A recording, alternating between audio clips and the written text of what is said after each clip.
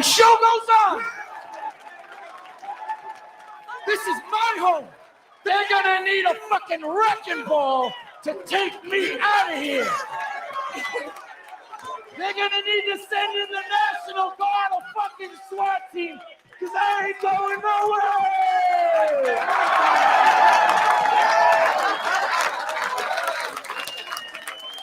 Fuck them. Steve.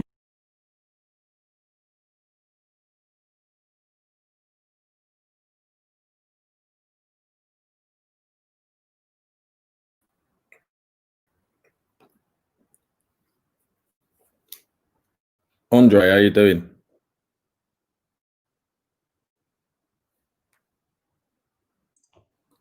Lotto.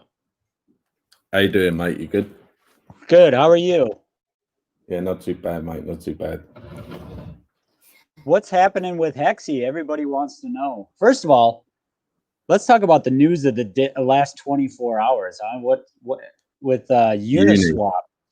What happened with Uni, bro? Holy crap! Everybody was selling. We gotta sell. We gotta sell. We gotta sell. I'm like, I don't know. I think this has got legs. Uniswap just went and showed crypto how it's done. You know what I mean? They're the best thing in crypto right now, 100%. They were one of the best things that come out. They got the centralized exchanges wrapped around their fingers. You know what I mean? And they've just smashed it and showed the farming dapps exactly how to do it. What can you do other than take your hat off to the Uniswap like builders? They're amazing. They're the best thing in crypto. Do you know anything about their background or anything? What I know, they had investors that came in, some venture capital that helped out with the launch of V2, I believe, if I'm not mistaken. Maybe you know. Yeah, I think even with this like launch of the Uni thing, they had outside investment come in. But you know, either way you want to look at it, we've got the best decentralized platform in crypto. Like the best. Nothing's ever beat it.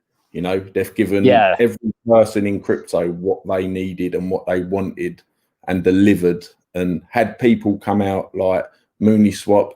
We were even considering launching an exchange, kind of cloning Uniswap and delivering a token.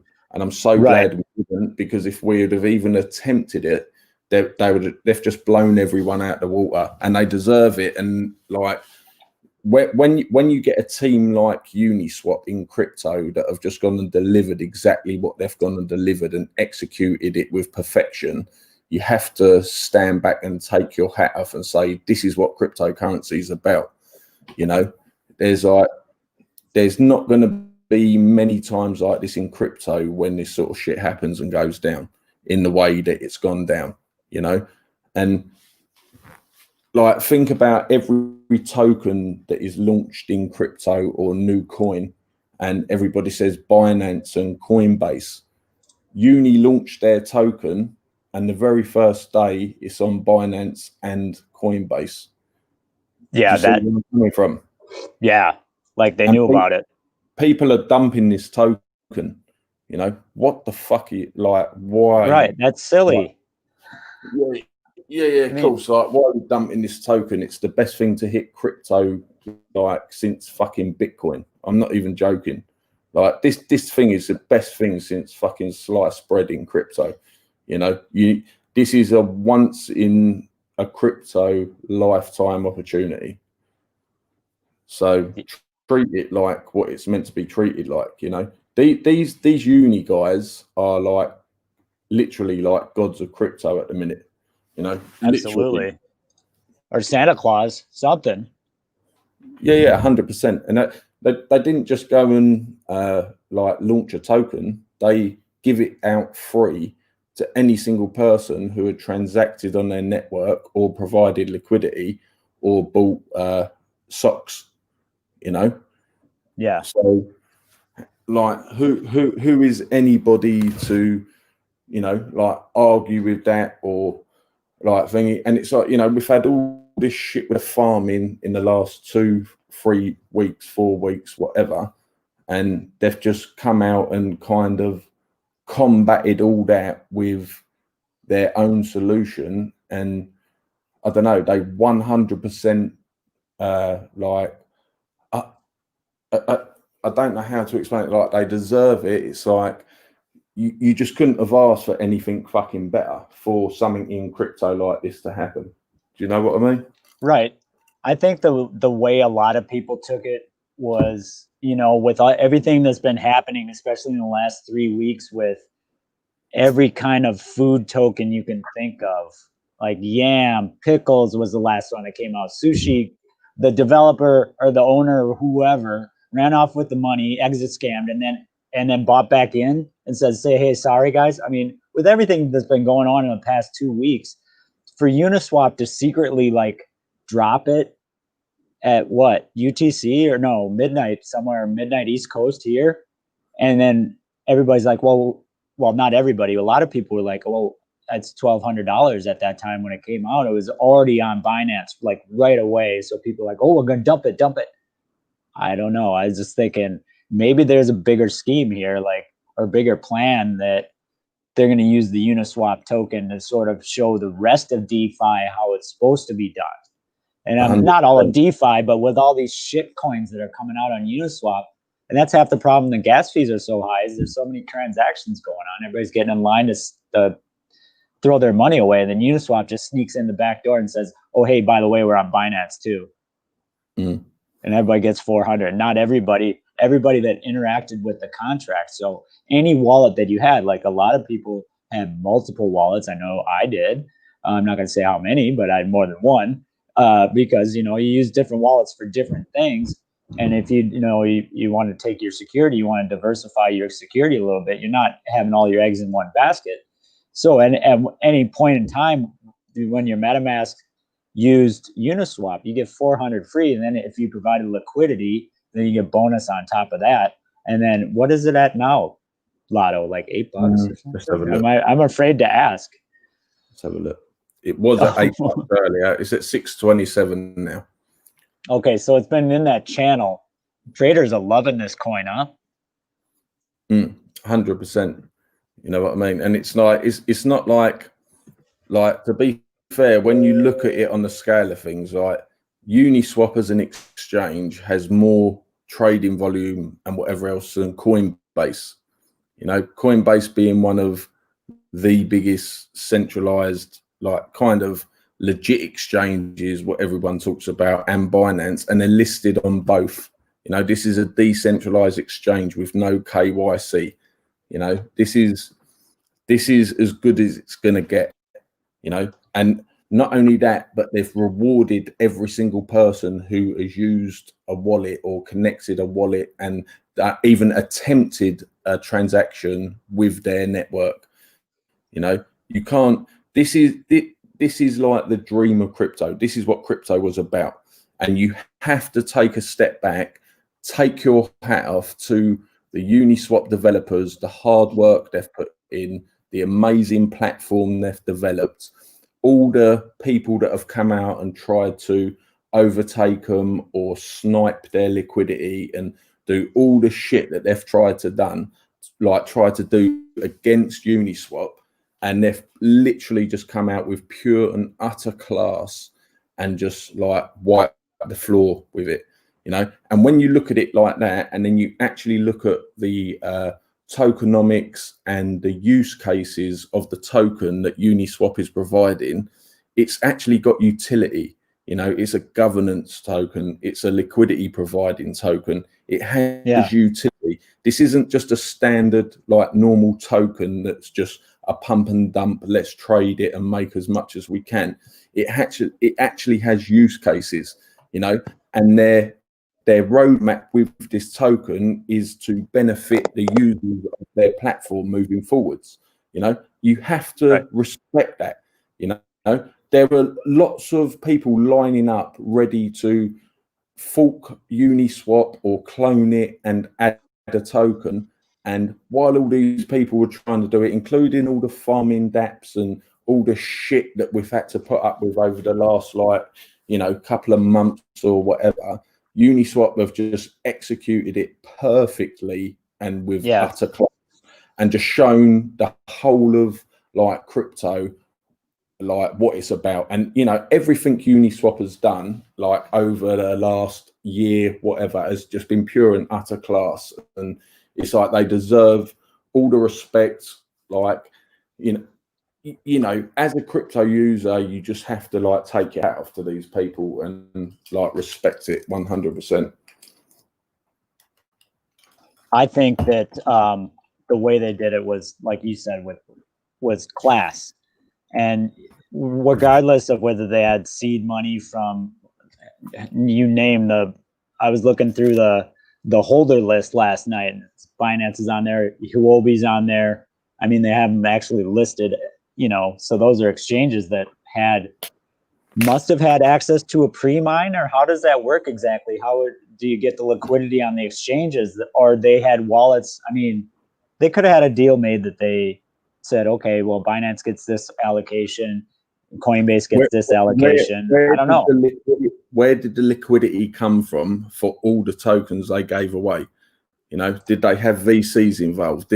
But at this present time, right now, Uniswap is still a decentralized exchange. How many decentralized exchanges like Uniswap who don't mug their users off, who don't ask for KYC, they don't ask you to stand and make a stupid picture of yourself and give you a passport, your driving license, your date of birth?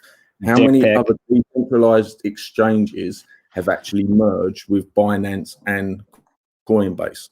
You know, I don't know whether it's going to be a good thing in the future or whatever. All I know is the way that Uniswap have done this is second to none. And you have to take your hat off to them for what they've achieved and what they've just like knocked out. They've literally knocked the ball out of the park with this one. Yeah, I think it's fabulous. And I think that there's a lot of people second guessing. Sorry, Ryan. No, it's cool. Sorry, I'm not gonna point you out, but a lot of people second guessing dumping their whole uni bag. Oh yeah, dude. Yeah, yeah, dude. I messed up on that one, bro. I totally messed up. But at the time, I was really hurting for cash, man. No, I wanted to make a payment with that. I'm like, I don't know. Yeah, dude. And it was free cash there, and I wasn't sure. I didn't really look into it, and I wasn't sure, is this thing gonna dump? Is it not? So I sold it without even looking into it. So that's my own fault. And some other people, I helped them get it, and I told them, hey, I'm dumping mine, and they dumped theirs. So yeah, but it's still free money. Yeah, that's what I was gonna say. Like, you know, you gotta take profits sometimes. Let's say it does a 3, 4, 5x. Like that happens in crypto all the time. You know, it's good money. It's a good 3 or 4x. But I mean, you can get it. You can get it. It's yeah. You know. Yeah. I don't know how much you guys, Lotto. We got Omar and Ryan. I don't know if you. Sorry. I don't know how much you guys were listening about what we were talking about before you got here, but just the classy way that it was laid out, and kind of a surprise, but not really, if Binance was involved and Coinbase was involved, and obviously venture capitalists possibly. But looking at like the governance portion of the token too, it really. Wow. There's going to be more airdrops coming up. I fucked up, man. I fucked up. Oh no. Nah, man. You gotta take profits, man. I don't care. Yeah, no, you're right. You didn't buy Hexy with it? As I say, I've been in crypto from like more or less day one. The way Uniswap have executed this move is precision and class. I don't know anything that has been executed in the whole of crypto the way Uniswap have just done this. And I don't like, obviously there's shit that's gone down in the background behind the scenes, you know, with Coinbase, Binance and stuff like that. But what I'm trying to say to people is there is like, this is like a massive milestone in crypto. You are not going to see shit like this for a long time in crypto. You know what I mean? And it's like, you just have to take your hats off to the Uniswap people. Like what they've achieved is like phenomenal, like literally like just out of the water, like, you know. Yeah. Shit, should we buy back in? Shit. Yeah, shit. Should we buy back in? Like, damn. This is one of them things you just sit on for, a little while, and it's like you can try and sell the like little dumps and the peaks and buy back in and all that, but truth be known, you just want to sit on this shit for a little while and just forget about it. And actually, you know what I was thinking too, because like the very first day it launched on Binance and Coinbase Pro. I mean, that's like, thinking back, I can't think of anything that's like first day Binance and I mean that's huge. That's like huge. Yeah, that's unprecedented. Man. So people were so used to just dumping their farming shit on just from farming. So when this came out, it's like, oh, we got an airdrop, farming, dump. And automatic, this is a difference. Everybody, that's what everybody got caught into the trap of. Dump, first thing, dump. Get your free airdrop dump. This is fucking Uniswap, people. This is an exchange that has more volume than Coinbase. Coinbase have listed them, Binance have listed them the day that they came out. This is not a dump your tokens, whether they were free or not. Yeah, I had that feeling. Hold your fucking tokens and have some. I knew it too. I knew it, bro. It's hard. It's hard when you've been conditioned, though. Exactly. It is. But this is one of them projects in crypto that can have a massive effect. And it's like I say, the thing that is the most intriguing about this project is you've got a completely decentralized project that is connected to two of the biggest centralized exchanges, and it's like that is fucking humongous in crypto, humongous, and it's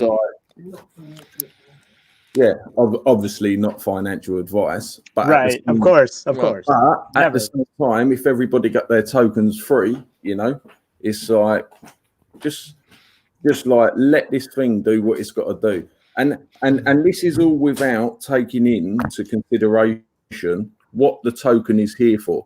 Nobody's even looking at the governance side of it. Nobody's even looking at the voting side of what this token does. Nobody's even looking at the liquidity providing side of what this token does. It has utility straight out the bat. It's like this is massive. It is just fucking humongous in crypto, humongous. And it's like you've got people coming out of the woodwork and saying, oh yeah, well, we were a big liquidity provider on this, and they're trying to attach themselves to this. No, there is nothing that can attach themselves to this actual token. It's like that they've literally just came out with a decentralized exchange, smashed it, done what it was meant to do, and then they've bought their token out, and now we're sitting on something that's going to be humongous for the future, literally humongous, What's your price prediction? Go on. What's your price prediction? Oh yeah. Well, if I'm by the end of the week, I know it's a silly question, but I gotta ask. Well, if I compared it to Binance Coin, I'd say a minimum of $30 that it will stabilize at. Okay. A minimum. Fair enough. But because of the way crypto is at the minute and the current economic climate condition in the world, we could fucking go it could go, much higher. In 2 days, it's hit what is it, just over $8. 6, 9. That's 100%. Yeah, I got 840. 840, and then on TradingView, Binance had candle up to 843. But we don't even know. We don't even know yet, because of the pure utility of what the token has. We don't even know the effects of the actual utility of the token are going to have on the price action. Do you see where I'm coming from? So if lots of people use this token to vote and stake and do things, and it takes it out of circulation, and we don't know all them factors yet. We're 2 days into this token, and it's already here. Shit. Yeah, 2 days, right? Damn, man, you make me want to buy back in. So 8, 16, 24, So- 32. So let's say another 4x from here.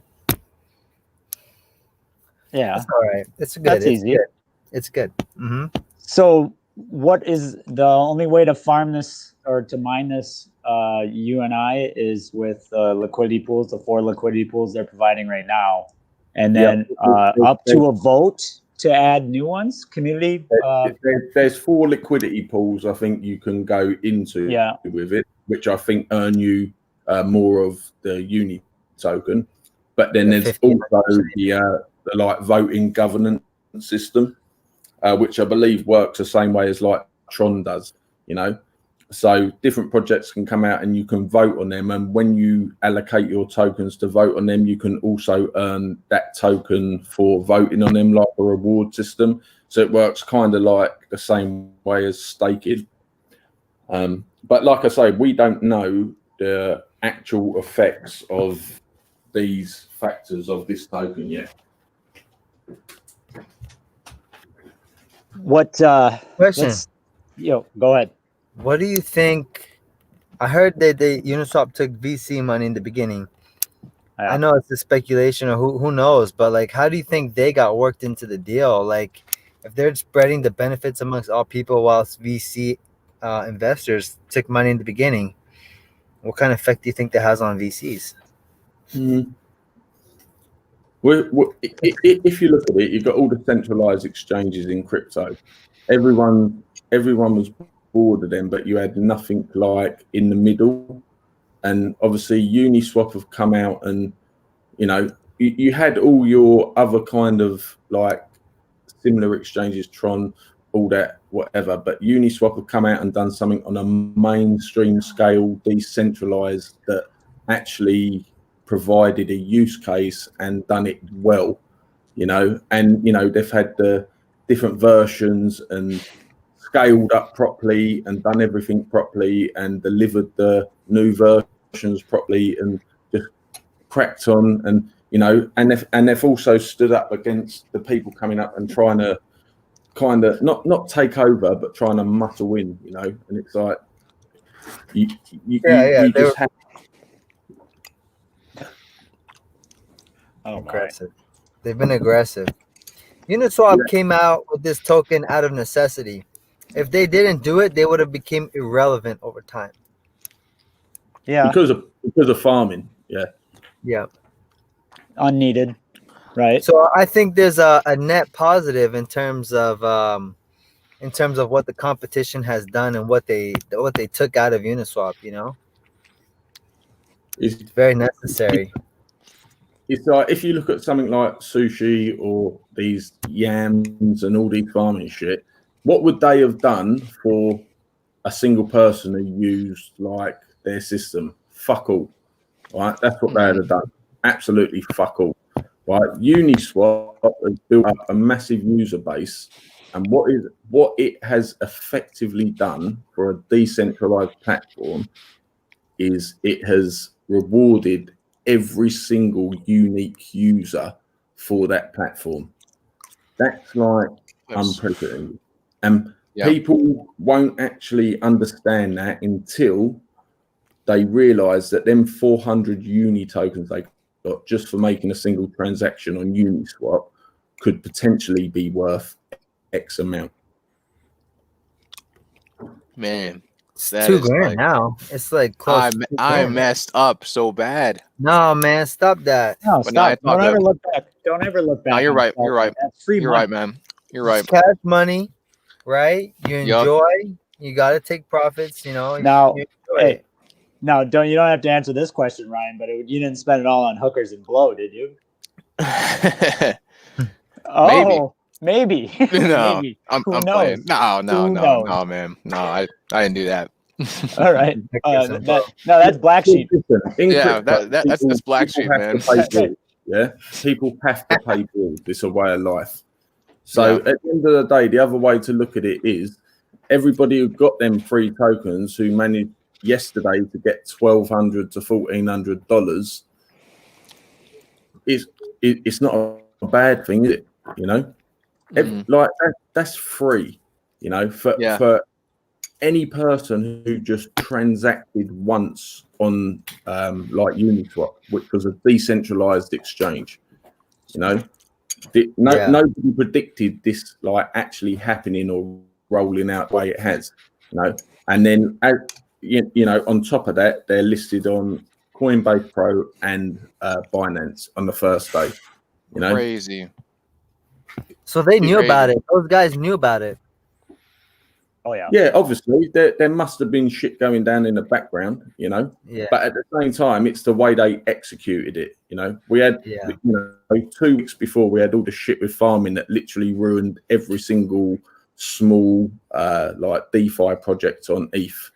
You know, made it unbearable. Uniswap have come out with this, and it's like, well, what's going to happen to all them big farming things now? The best thing in crypto at the minute is Uni. You know, in crypto, not just on ETH, in crypto, the best thing in crypto is Uni, 100%. You know what's funny is Ivan on Tech thinks farming is a fad, but I actually think that farming does have some utility. If it's 100% it has utility because people can make money out of it. So anything in crypto that people can make money out of will have utility. But the thing is, when that thing overtakes a whole network, and you know something like Uniswap, where they're like this massive exchange that kind, you know, the sushi people were trying to do a heist on Uniswap. What was it? They took out $1 billion of liquidity from Uniswap. They were planning to do their own like exchange. Uniswap has come out, stuck their middle finger up, and not just stuck their middle finger up, they've rewarded all their loyal people. That's what crypto's about. It's about rewarding the loyal people. And at the end of the day, like Uni, like will go down in history for this 100%. You know, it is like, everything I've seen in crypto from day one. This is one of the best things that's ever happened. You know what I mean? For crypto, like I don't know what has actually happened in crypto that's better than what Uni have just done. Corey, I got to get your opinion on this. So Hex was providing liquidity on Uniswap version 1, and then on version 2. So they were a top liquidity provider for a long time. We know that the Uniswap airdrop it benefited a lot of liquidity providers. So I'd say Hex arguably became one of the highest rewarded 100% tokens. Yeah. How do you think that plays into the big picture? Do you think they got millions of dollars? 1,000 uni. 100. Well, sushi, they done how much volume? Like 200-300 million, whatever. They got 130,000 tokens. So for clarification, Hexy got 12,000 tokens. So 10 times less than sushi. But we obviously provided liquidity longer. Well, if you want to go down to Hex, who were the biggest liquidity provider on Uniswap for much longer with much more volume, they've probably got a hell of a lot. Well, why do you think Hex pumped the day after this token came out? Yeah, I think they bought it up. They bought it up. They solidified the base at 3, and it's just kind of keeping the price steady at 3. I think that's what what's going to. That OA address sold some of these Uniswap tokens and pumped the price of Hex. There's no other explanation for it because Hex was like going down into the shit, wasn't it, before that? So at the end of the day, the OA address has literally taken some of these Uniswap tokens, maybe only 2% of them, and they've just bought Hex up. That's what's happened, 100%. Anybody who says that isn't what happened is deluded and lying to themselves. That was my theory. That's what I think. That's what I thought happened. Because it was like that coincidence. It went from 23 to 30 within like a couple of days after the drop. I was like, Are you on about Hex, Omar? Yeah, of course. Because Hex pumped because the OA address got shitloads of these Uni tokens. They obviously sold some of these Uni tokens and pumped Hex with it. Yeah, that was my theory. it's not a theory; it's 100% fact. You know. How do you verify that? Like, do you need to be a rocket scientist to verify that? Seriously? Yeah, you'd have to do some chain analysis. It's just how do you verify it? I mean, it seems logical to me, but like now, if you look at it like this, Hex can actually, because of the OA address and the amount of UNI tokens they own, if they only used a tiny percent of them to do what they've done already, or maybe people were just bought in and reacted knowing what's happened because the OA address is entitled to these UNI tokens, maybe that pump happened organically because of that. Imagine what can happen to Hex because the OA address is probably in possession of the most amount of UNI tokens compared to any other liquidity provider on Uniswap. Absolutely. So we're saying Hex could pump dramatically, massively. That would be crazy. Without even all the ETH and the other, 50% of the so Hex. What's up? Should we buy some Hex? Yeah, I'm thinking about Hexy should provide some sort of liquidity pool, let's say with Uni, and then we can vote to get it into the mining pool farm because we're so huge in crypto, right, Lotto? Everybody loves Hexy.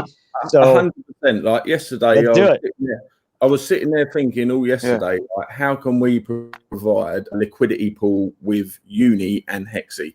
So we'd have an ETH Hexy pool, we'd have a Hex Hexy pool, and a Uni Hexy pool. And I was sitting there thinking, well, if Uni's pumping, and at the same time, we've got a lot of Hexy into long freezes, and our circulating supply is dwindling. The actual circulating supply Hexy is getting smaller. We're getting more scarce. And then I actually thought about it and thought, well, is that the best thing to do, or would that just make people dump Hexy? You know what I mean? It was a difficult decision, which I was thinking about for a long. And I was thinking, yeah, it sounds all cool, but if we're putting Hexy into a liquidity pool with something that's pumping through the roof, does it actually just make people want to dump Hexy for that thing that's pumping? Absolutely. Yeah, 3 or 4x people are dumping. Yeah, you have good point. All these things.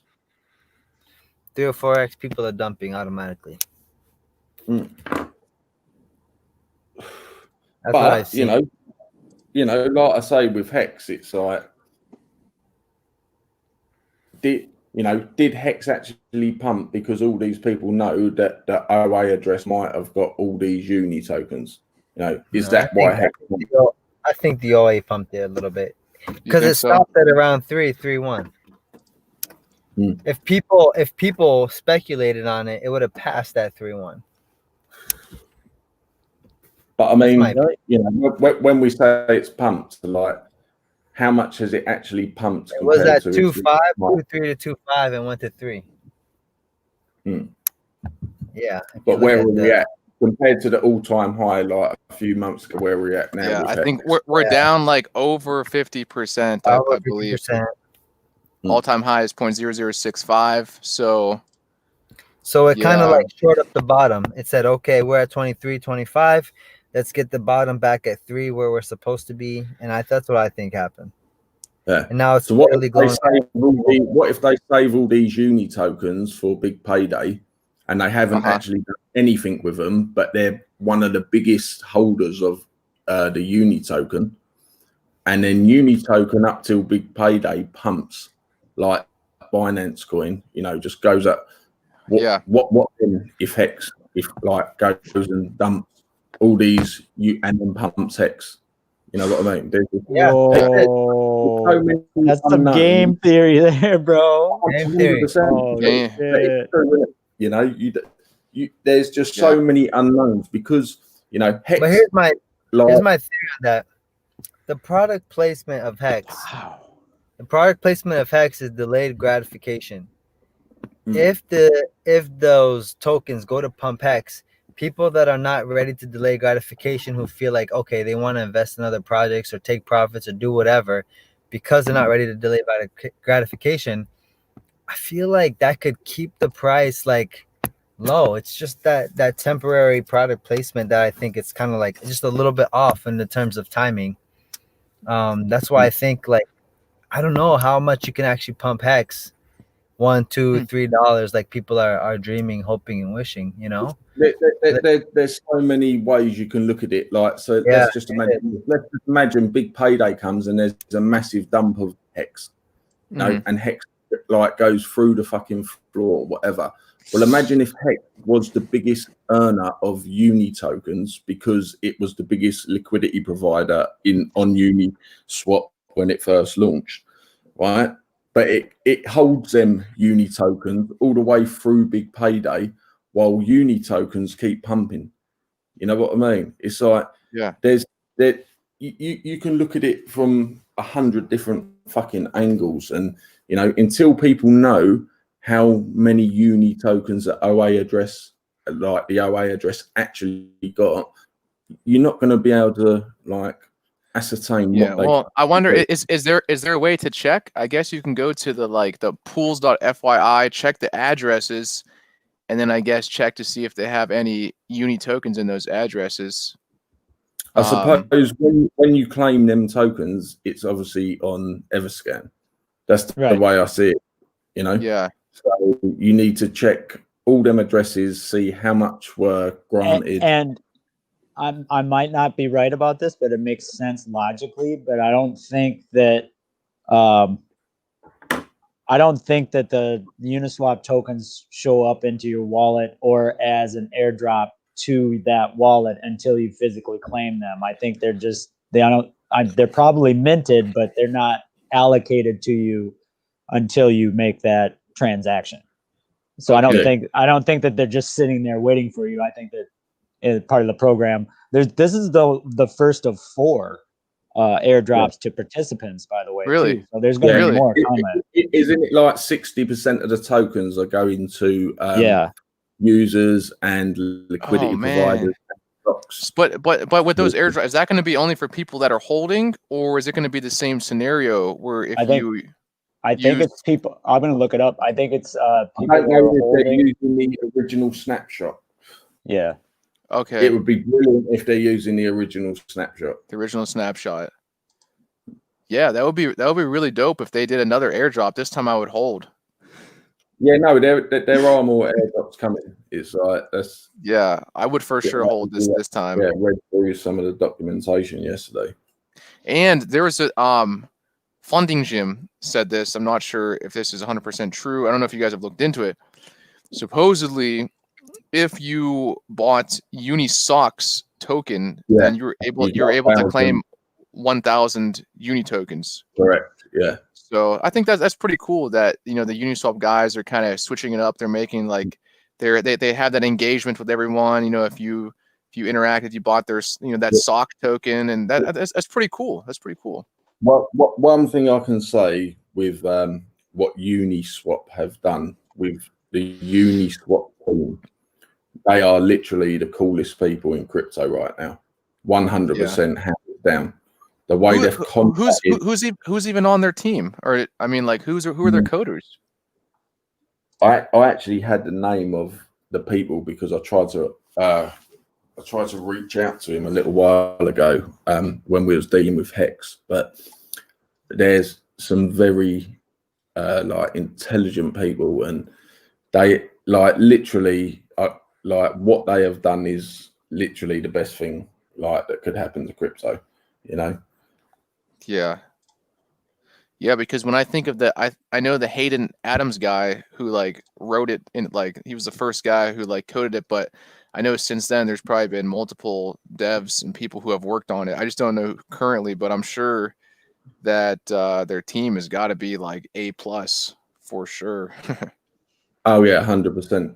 Like I say, they're listed on Binance and Coinbase Pro the first day they launched their token. That didn't happen overnight. That did not happen overnight.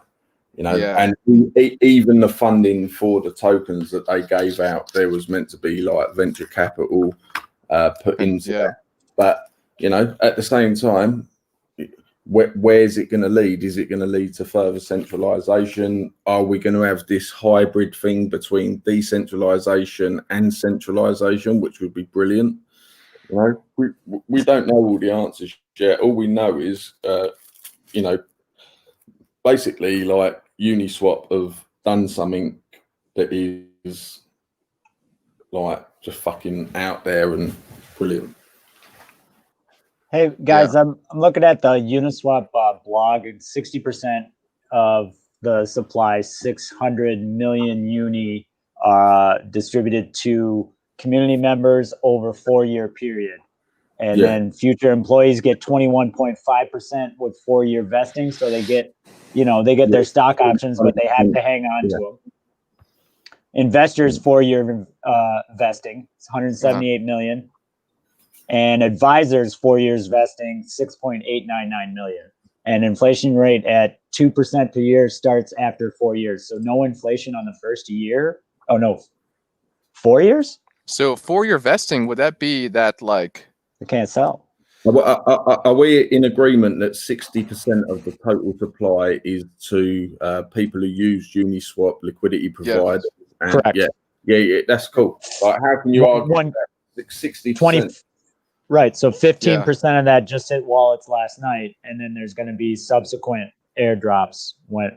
Probably yearly. I don't know how they're going to do it. Wow. And then, these I are can't wait for the next airdrop. Like, these are the sort of projects that make Ripple look like a pile of shit, you know, because they've got 50% of the whole supply that's owned by banks and whatever fucking else, you know what I mean? And then Uniswap will just come out and 60% of the supply is owned by the people who, like, you know, people need to just take fucking note of this. This is what I'm saying. It's like literally how it should be. COVID.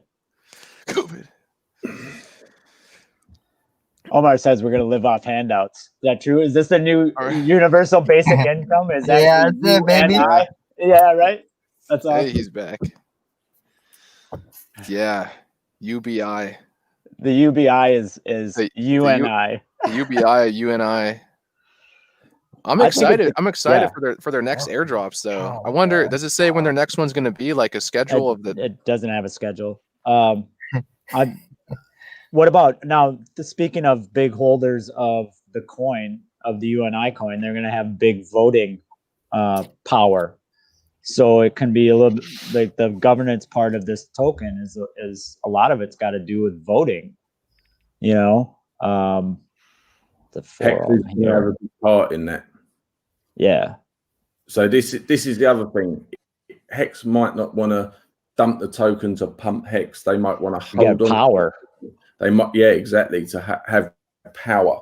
You know, and this is the other thing. And don't forget that power also then translates to people like Sushi.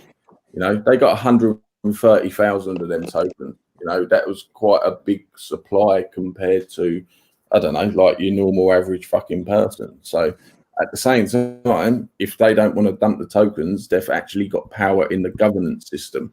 You know. Yeah, that's a lot of tokens. So that's another reason not to sell, right? Close to $1 million. That's a lot of money. Switching gears a little bit, Lotto. What's I know there's a lot of exciting things going on with Hexy right now.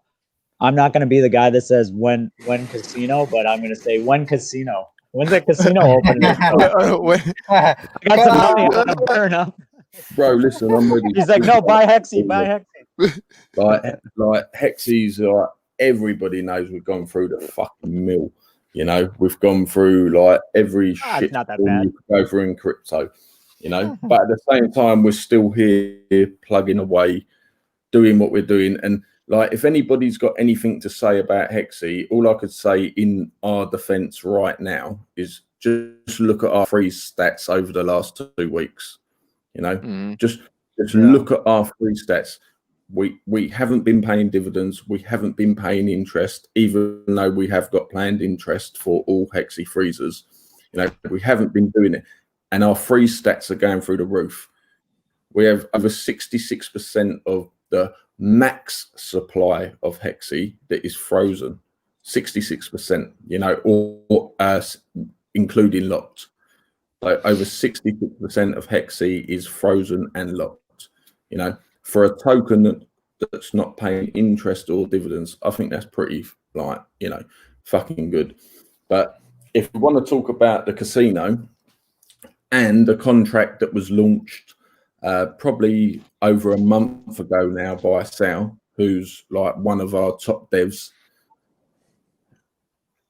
we've got Dice that's about to be launched. It's currently on Ropsten being tested and put through the mills, so we know it's solid. When Dice comes out, the only thing you can play that game with is HXB. To get HXB, you have to go through HXB transforms with either Hex, ETH, or Hexi. And whenever you buy that, basically 50% of the HXB is locked in, like the HXB like freeze for until max supply is reached. So you only get 50% of the HXB that you purchase, but the other 50% that is locked, you earn dividends on. When you go through that HXB transform, 40% of whatever you put in, whether it's Hex, ETH, or Hexi, is paid to Hexi holders who freeze. So anybody who's frozen in Hexi now, and then anybody who comes in to buy HXB, they will get 40% of the entire deposit going to Hexi holders who freeze. So the website then, if somebody does want to transfer right now, is it hexi.bet? Is that the website? Yeah. I'll send you the actual link. Hexi.bet. I've got it up on the screen now. Is that? I'm connecting my wallet. Yeah, yeah. Yeah. If we can just see like that would be a good just walk through demonstration of like where do you click if you want to transform. Right now. Okay. Hexi.bet. Yeah, I've got Hex. This is it, right? Hexi.bet, right? I'm on the home page. Do you click the try now? Yeah. I think he's pulling up the link for it. Yeah. Okay. Bear with me.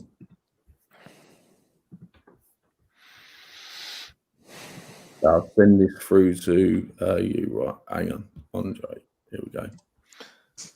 So yeah, that's the actual link there. Right now. So I understand that this hex.bet is designed the way that Hexi contract should have been designed at the very beginning. Yeah. So this is price positive. This is a very price positive contract when it starts actually functioning. Yeah. So like Hexi v1.1 was meant to act in the same way as like Hexi.bet basically. And you know, we acted off of you know, the Hex v2 contract, which like I mentioned before, we paid a lot of money for, and we didn't actually get the, you know, delivered like project, and the community wanted something quick, and you know, they were pressuring us, and we tried to deliver what they wanted. So basically, this contract, every time someone goes into this contract, 50% of what you buy in HXB is locked in the main contract. But 60% of what you put into it goes towards liquidity and buybacks, meaning that every time you go into this contract, more goes towards liquidity and buybacks than what you actually receive until max supply is reached. Okay. So Yeah, go ahead. Now this website here, what's the website for this one then? This I've got hexy.business/hexybet.html. Okay. I think that's where, because the link on the UI for Hexy Business doesn't take you to. I think it takes you to the old Hexy.bet. I think that's where some people are getting lost. That people can't get to this page here. If you go to hexy.business and scroll down and go to hexy.bet, it takes you to here. Okay. So are we saying like maybe 3 or 4 days until this is launched? So we have a dice game. The first game to our casino. To play that dice game, you need to purchase HXB. So the only place you can currently purchase HXB is either off of Uniswap, which there isn't a lot, or off of HXB transforms. Now, the thing is as well, with HXB transforms, if you want to go in, say you're a whale and you're trying to game the system, you can only purchase 10% of the biggest liquidity pool. So if the liquidity pool is, say, 1 million HXB, you can only actually purchase 10% of that. So it will be like 100,000, which means you can't dump more than like the amount of the liquidity, meaning you can't dump the price. And as more people come in, that percent goes up. So basically the whales can buy more, you know. Now, we're not saying everybody's going to buy HXB and dump, because a lot of people are going to want to buy it to go and play on dice. Well, that's cool. But the people, there's also a thing where you can just compound your position in HXB. So you might not even want to play dice. You might just want to keep compounding your position in HXB, which you can do. So to counteract that, what we've done is made it that every time you go through that contract, there's always more coming back to be provided for liquidity and buybacks than what you can buy and dump up until max supply is reached. So, you know, this has near enough the same supply as like Hex. So when max supply is reached, if you like think, say for instance, like, you know, everybody comes and plays this, dividends go in, 40% of what you put in goes as dividends to Hexy holders who freeze, plus there be dividends through the dice game to HXB holders and Hexy holders. So there's 2 lots of dividends that will go out. Basically, you will do that until half the supply is reached. And then once that half supply is reached, the whole lot will be released to everybody who participated. But once that actually happens, because up until that point, we've effectively pumped the price because it can't dump, the market cap of the actual token is going to go through the roof. So when that actual point comes where you reach max supply, the market cap will double. So you could, like, when we first launched this token and it pumped the first day, we was like, if we had been listed on CMC, we're in 8th position. So that's where we would have been if we were actually listed at the time on CMC. So that was pure speculation. Sorry? That was pure speculation, right? It wasn't. No. The day we launched this token, if we were actually listed on CMC, we would have been in 8th position on CMC. So that's the price we got to. We were in 8th position. So at the minute, we're much further down. So where the actual current standings, I think we're in just below 100. But as people come into this token and pump the price up until max supply, we're going to get well into the top 100 of CMC. And then when we actually reach max supply, our market cap, our circulating market cap is going to double. So we will literally like jump up. And then it's going to be up to people whether they want to dump that token or use that token for its utility, which will be either freezing, staking, or using in the casino, you know. So at the end of the day, this has some very like sound tokenomics to it, you know. And like I say, it's not just that, but every time people buy into this token, 40% of all them buy-ins go to Hexy holders who freeze. So this is like the next big thing in the Hexy ecosystem, and we just need that one, like decent casino game to, get it off the mark, basically. And you think Dice is that game? You think it's addictive enough? It holds attention enough? Do you know what? There's 2 massive casinos that launched in the last month, Chips and MatchNet, both with dice games, and the dividends per day were like in the millions. So why not? But we're actually releasing, because Hexy is a whole ecosystem. We're going to launch 4 games of our own custom games, but then add a white label casino to this. So we're going to attract the mainstream people, and we're going to attract the people who just want to play like the custom games. So it's like we're not saying we're going to do this, we're going to do that. What we're saying is, if people want to do this and own this token and get dividends on it and play with it, it has utility, it has a use case. This is what we're set out to do. We're a whole ecosystem. We have an entertainment sector. We have a DeFi sector. We have all these different use cases in our ecosystem, and this is what we're doing. We're providing different use cases for each sector of the ecosystem, and this is what we're going to continue doing. We're not going to stop doing this. We're going to keep doing this.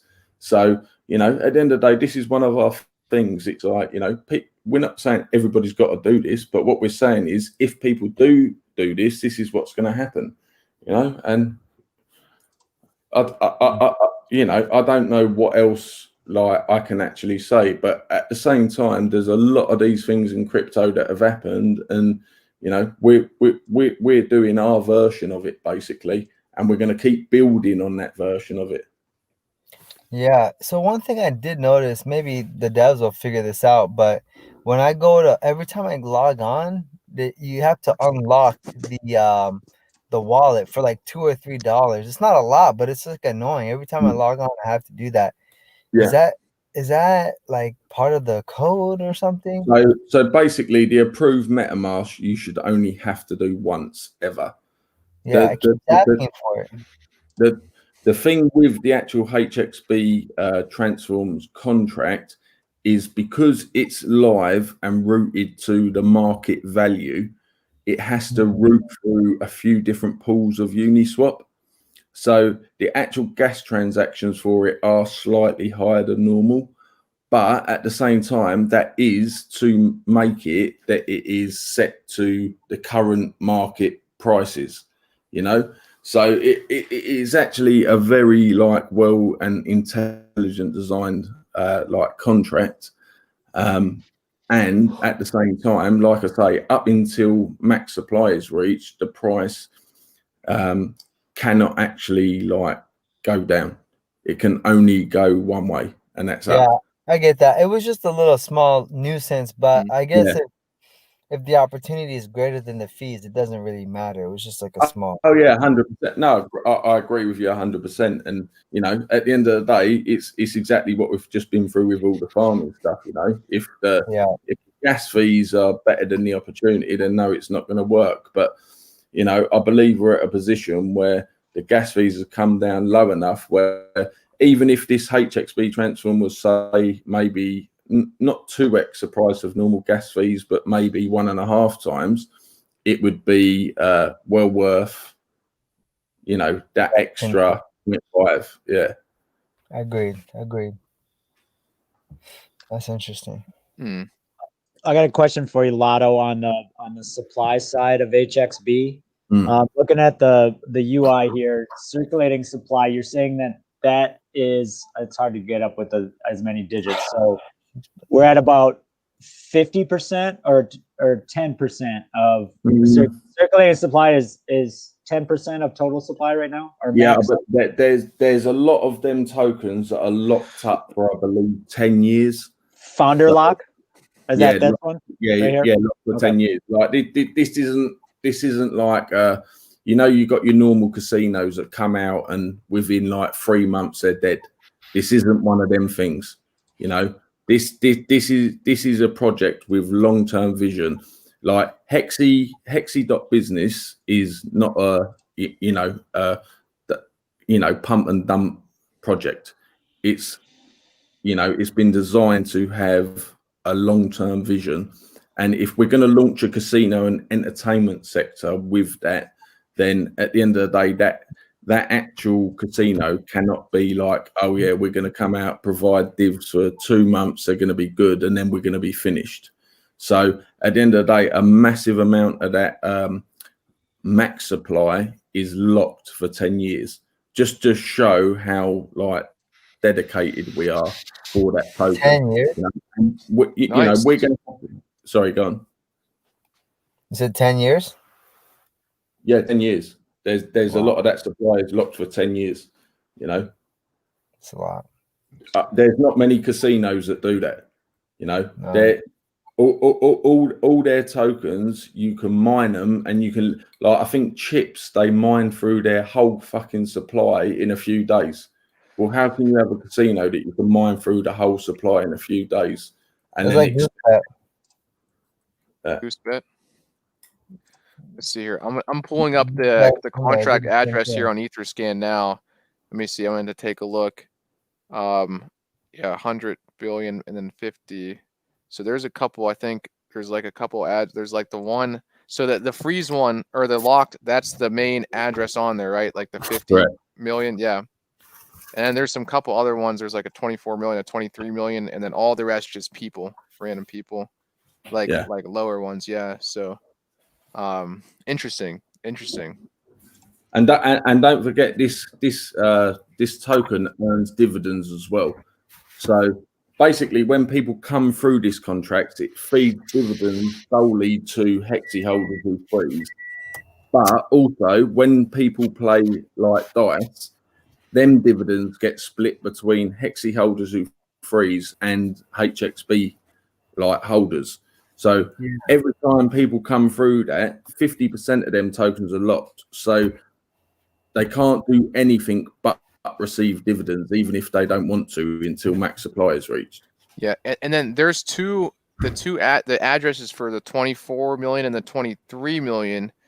So are those just like kind of just like large liquid wallets then, kind of like holders of the HXB that I think that is the two founders, which is me and Sarah. Hang on, I'm just trying to look into there.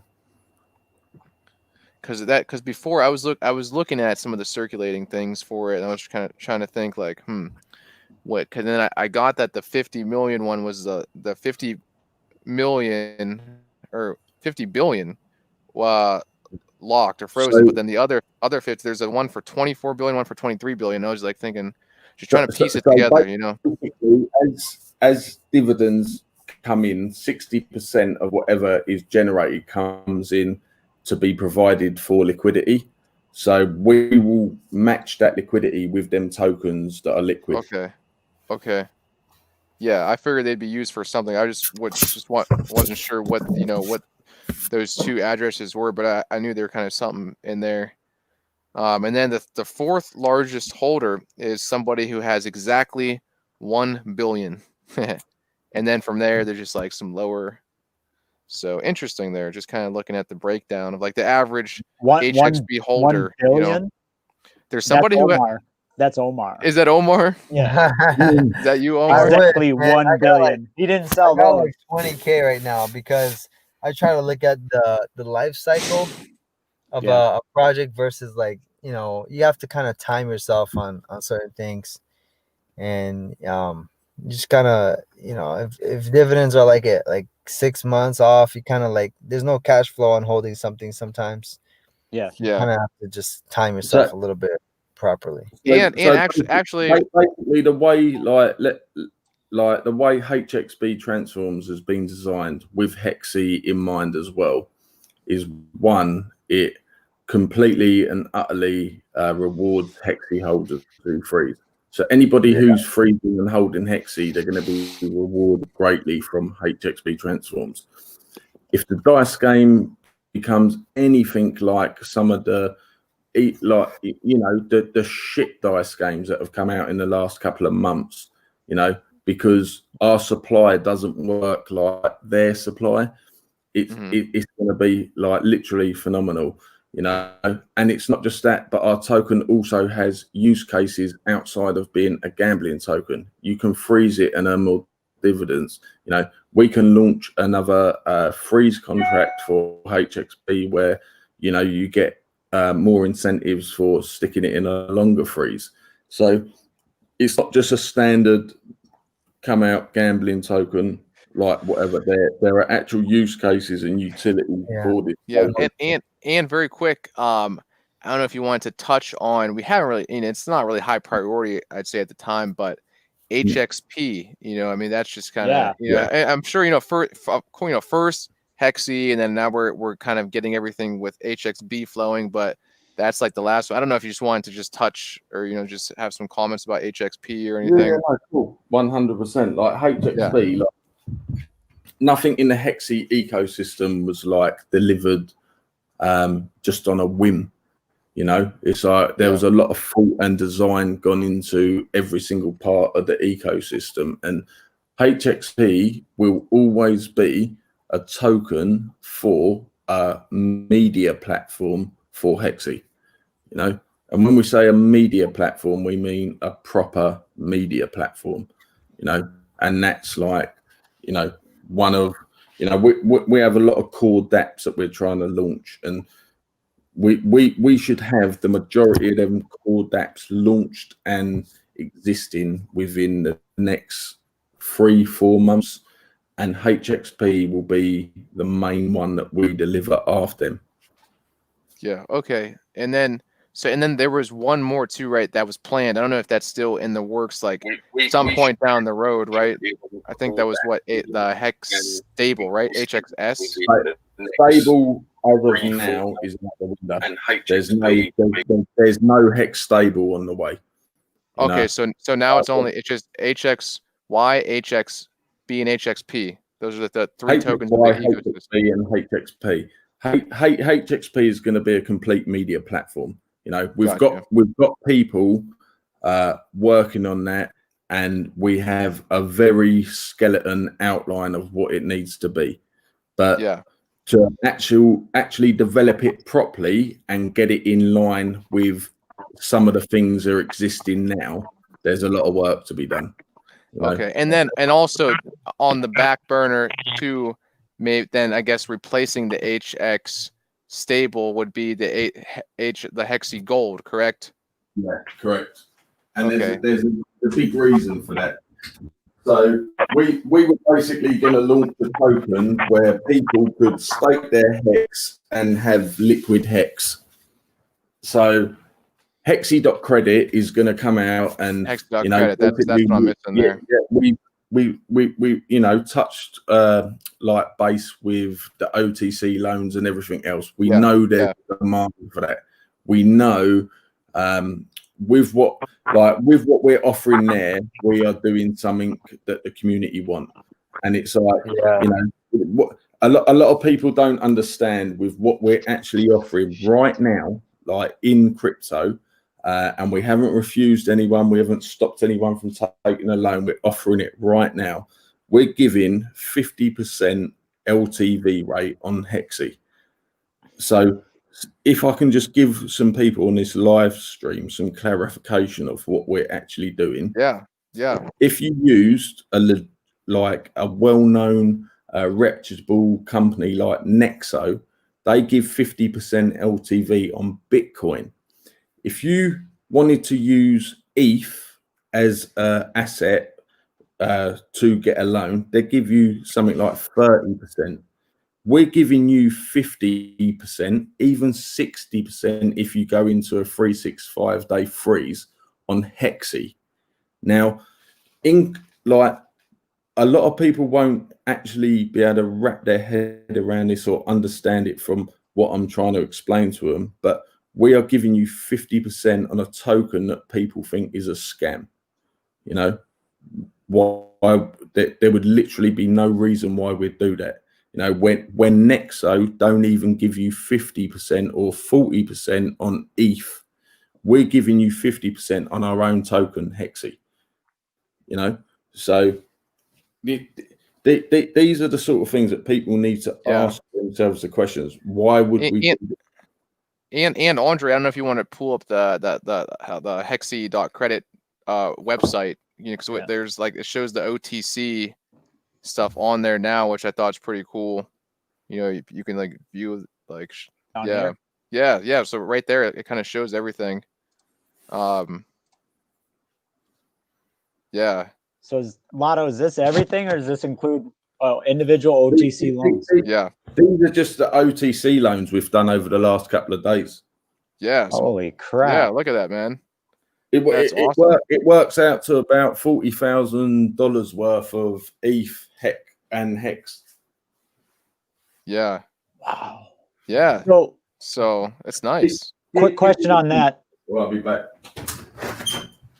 Yeah. Go ahead, Andre. Yeah, I was wondering, is that the Hexy, obviously Lotto has from liquidity and pools and stuff like that, but at some point doesn't the Hex run out? But people are transforming Hex. Here's what I got is that the Hexy loaned is frozen, and then the people forfeit their dividends. Correct. And those dividends can be used by the team to do whatever buybacks or bonus dividends for everybody. Yeah. And then after a minimum of 90 days, they could pay back their loan, and then I believe get back their Hexy that they loaned. But there's a minimum 90 days, I believe, on it. So for instance, if someone did like a 6-month loan and they decided the first week, hey, I'm just going to pay it back, they can't get it for a minimum of 90 days. Okay. So that's what I'm getting. And I think the LTV rate or whatever, I think that's 60%, I believe. I'm back now. So okay, so this is how like Hexy.credit works with the OTC loans. When we very first started, we gave people a minimum of a week to pay it back, which would have effectively meant they went into a 3-month loan. After 7 days, they could have paid that 3-month loan back and got their Hexy back. Now, the minimum loan term is 3 months. So if you take 50% of your Hexy market value, the LTV rate, as soon as 3 months is up, you can pay your loan back, and you get your Hexy back. When the decentralized version comes out, this will be completely like automated. So you won't have a choice.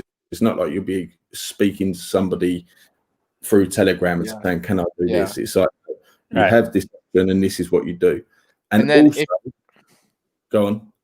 And then if you could, I don't know, like what the kind of time frame or how much it's done.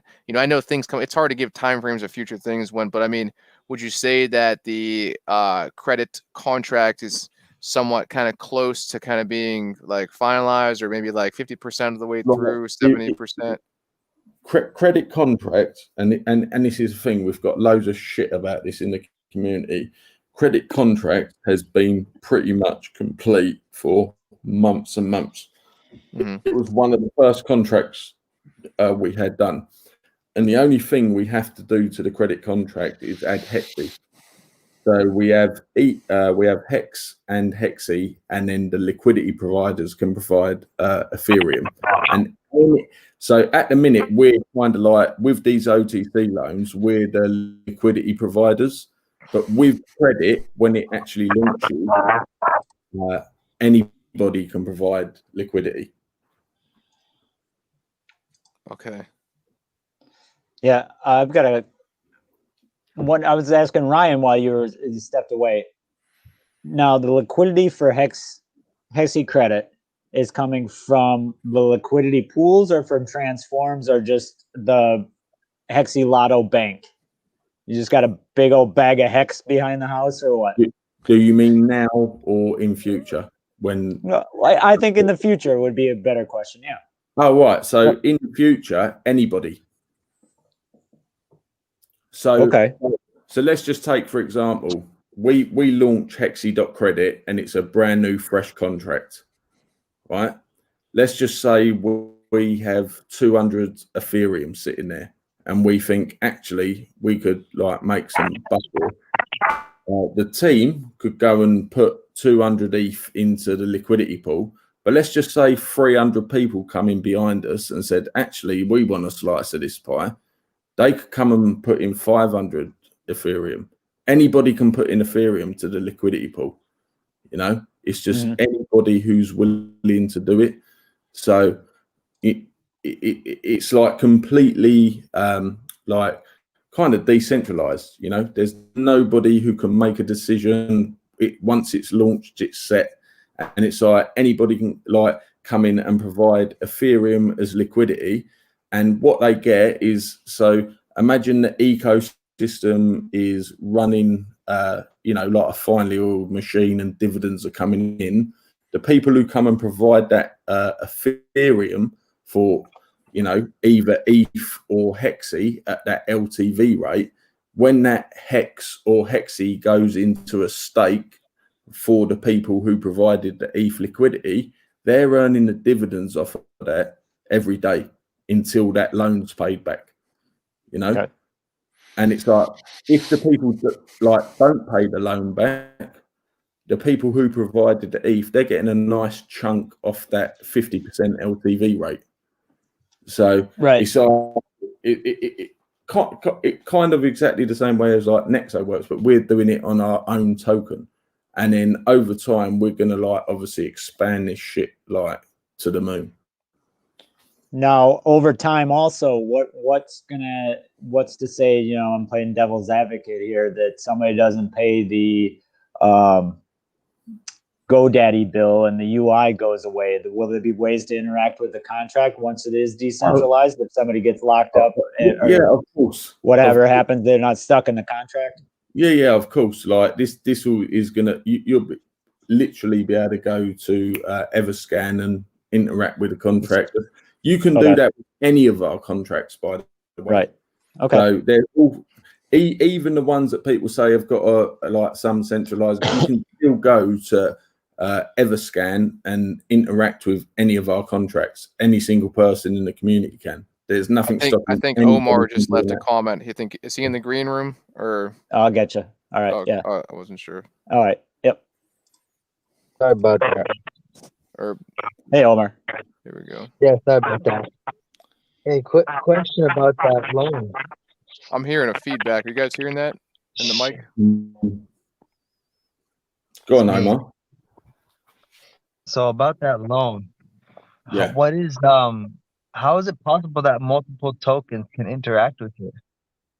What do you mean with the like it sounded like multiple ERC20 tokens could be receive some sort of loan. So I suppose the way to answer that is this. HXY, let's just say if you put HXY and HEX, yeah, right now. HEX earns like interest, yeah? You agree? When you stake it. So you've got to stake it to earn interest, correct? Right. And then if you take HXY for another example, if the ecosystem like running like a finely oiled machine, HXY earns dividends, correct? Correct. Right. Okay. So now somebody who's got a lot of Ethereum, which there's a lot of people who do have, might think, oh, I want a slice of that pie, but I don't really want to buy any HEX and I don't really want to buy any HXY. But I'm more than willing to put my ETH up as a loan, knowing that if these people default, I'm going to get that HEX or HXY at 50% LTV rate.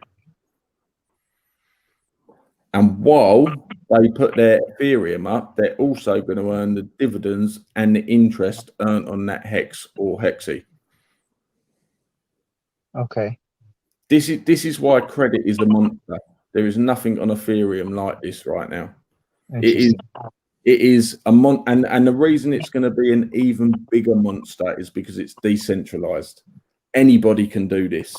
So you're going to have people from, like, you're going to have the bankers, you're going to have the normal people, and everybody's going to judge it by the market conditions and what Hexy's doing, what Hex is doing. You know, there's going to be so many like contributing factors as to why you'd even attempt to do this.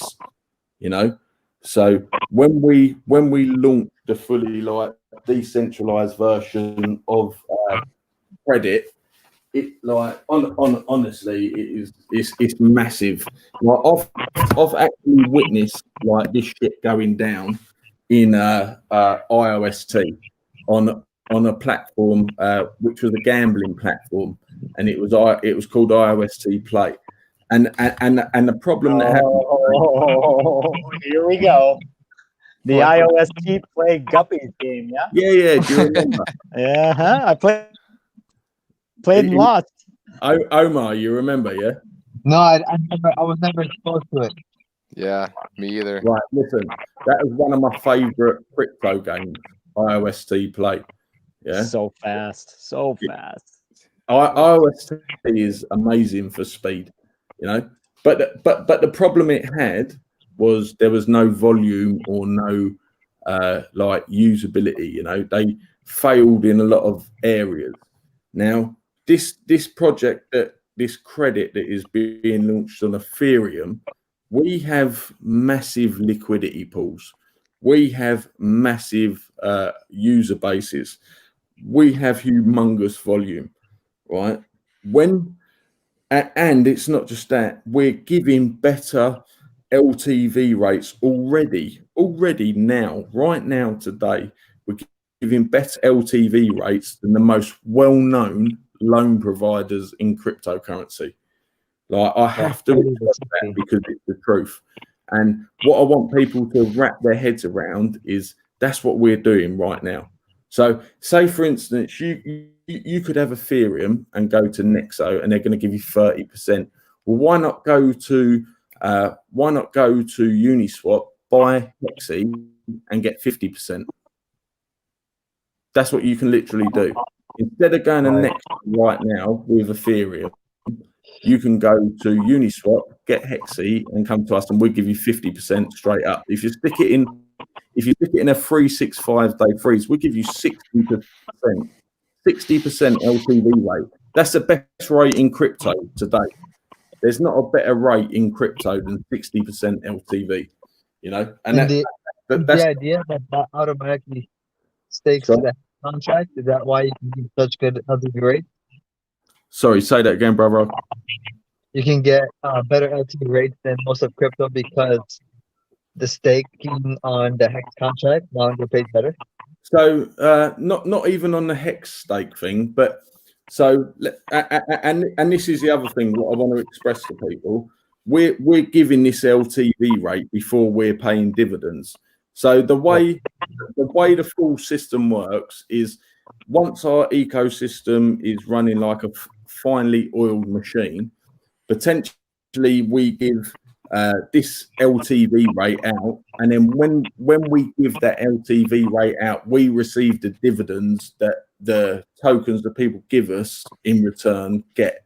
So they forfeit their dividends, you know. Got it. So at the same time, when the dividends are coming in, it's like it kind of builds up that 50% LTV rate. So, and that doesn't just work for us. When we launched a decentralized version of credit, that works for any single firm who provides liquidity. So it's like we don't just benefit from that. Any single person who provides liquidity benefits from that, you know, depending on how our ecosystem is performing. It's great. It's honestly, brother, it's amazing. It's like this shit like credit. Like I said, when I've done all this shit with Michael, like Michael was a 50% partner in this business. You know what I mean?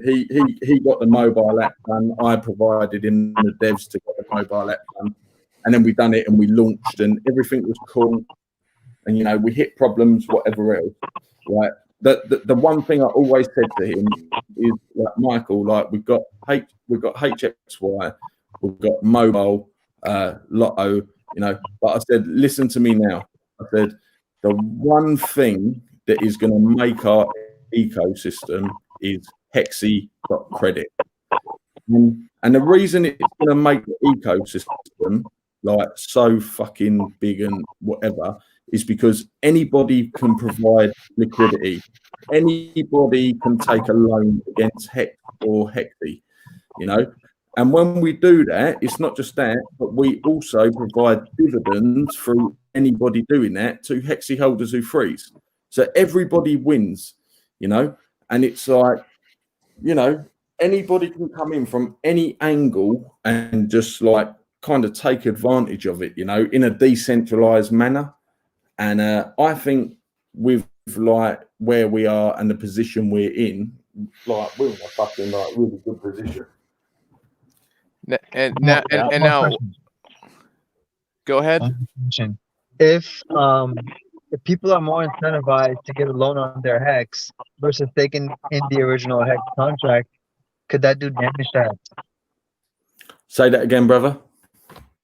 If people are more incentivized to take a loan on their Hex to keep it liquid as opposed to staking in the original Hex contract, would that do damage to Hex? No, or because the if you look at the way Hex works, the less people that stake, the higher the share rate for the people that do stake. Do you know what I mean? So, yeah, no, it doesn't actually affect any of the Hex dynamics, like at all, really. It's just another like option for people to take. You know, that's literally it. It will not affect any like this credit system will not affect anything to do with Hex. It will not negatively affect it. You know what I mean? But what it might do is it might say to certain people, well, instead of sticking my Hex in a 6-month stake, I could basically go and stick my Hex in a six-month stake, maybe not earn the interest on it, but get 50% the market value of it. Got it. Now, I want to say, I think a lot of people, I think some people see it, but one thing that I'm excited about is the low market cap currently. Now, Lotto, I don't know if you know, or I don't know if you kept track of, you know, when Hexi was at its all-time high, I want to say around, what, $6, the market cap, I don't know how many circulating supply was at that time. Was it like 10 million or something? Or I'm trying to think, what was Hexi's all-time high market cap value? Was it like 60 million-ish? Or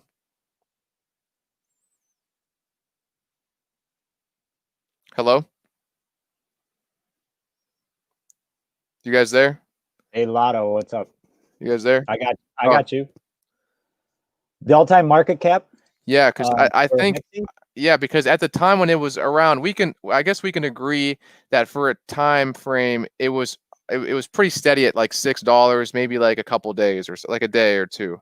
Yeah. Right at the end of the first week of V2, I think it kind of rallied up there to like $6 ish. I just don't know at that time what the circulating supply was. So I'm just trying to estimate now if Hexi were to return to its all-time high market cap. Let's just say at that time there were, I don't know, 10 million circulating. I think somewhere in that ballpark.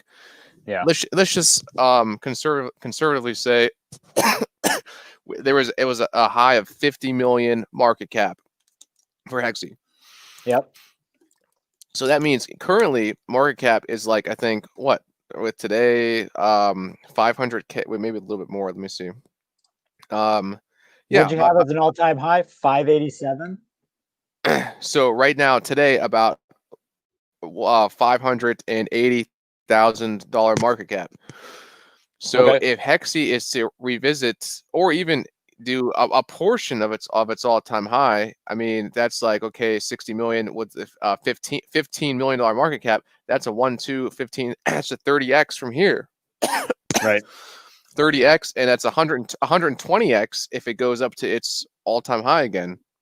I mean, so it's just, you're buying into a micro cap coin, which, you know, it's still alive. There's progress being made. It's advancing. It's adapting. You know, and you're buying most market cap coins with this level, micro cap, are just like maybe one dev, one guy, or like one. It's not like a whole big, you know, there's not a lot of like a lot of progress kind of being made, and a lot of just like activity and a lot of things. And I think that at this point the ecosystem is getting more like, you know, there's more things kind of being laid out, and as time goes on. And I mean, that's really something to consider, that you know, the price of Hexy can be significantly undervalued at this time. That's just my own personal opinion.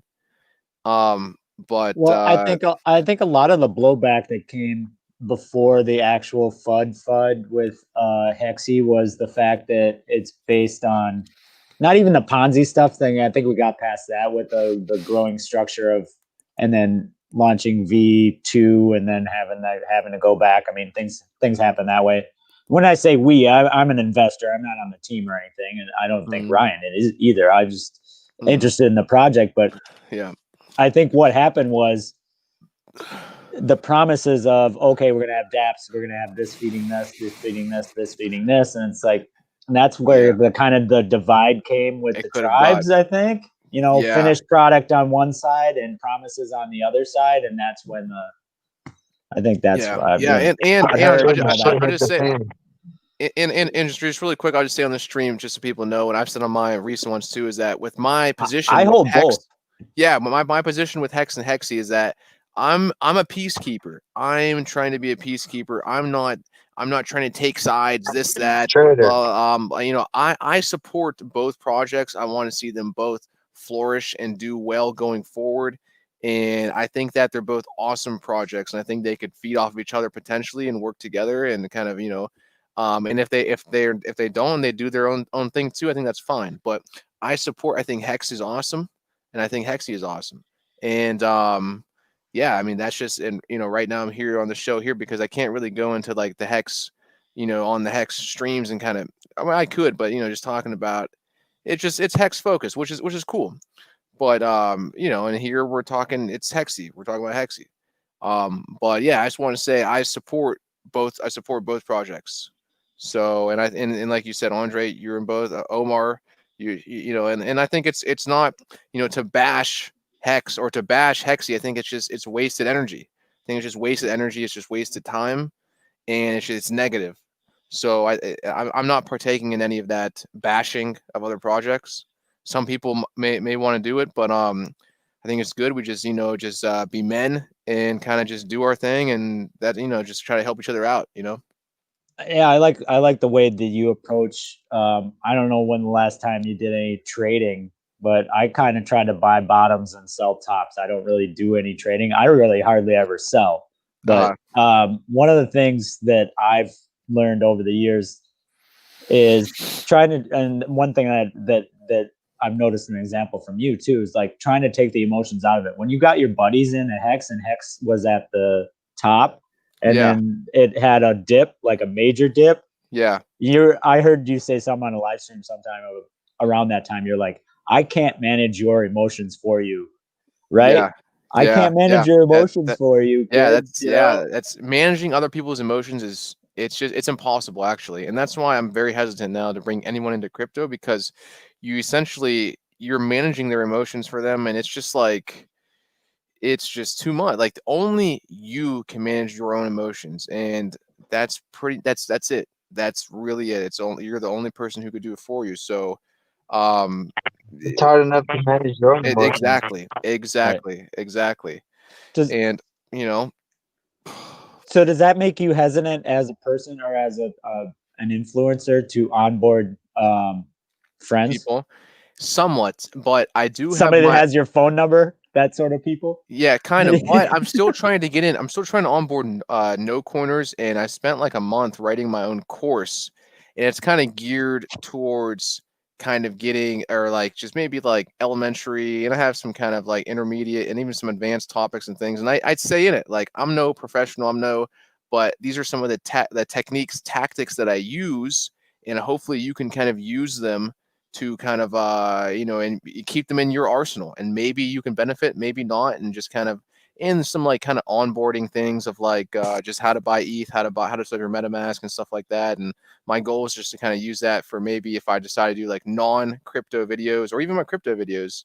Yeah, I mean, bringing people in, it's like I'm still trying to onboard people in, and I want to get in no coiners. Yeah, that's really what I want to focus on, just getting in like no coiner people in, and I think that it feels pretty cool kind of getting in people into crypto. And I just saw someone saying $10. I mean, for Hexy? Yeah, I mean, you never know. I mean, Hexy only, I mean, the circulating supply is only 20 million times 10. That's only like 200 million. That's really not even that much big of a market cap if things start going crazy. I'd be happy with 50 cents. 50 cents? Yeah. I'd be happy with that.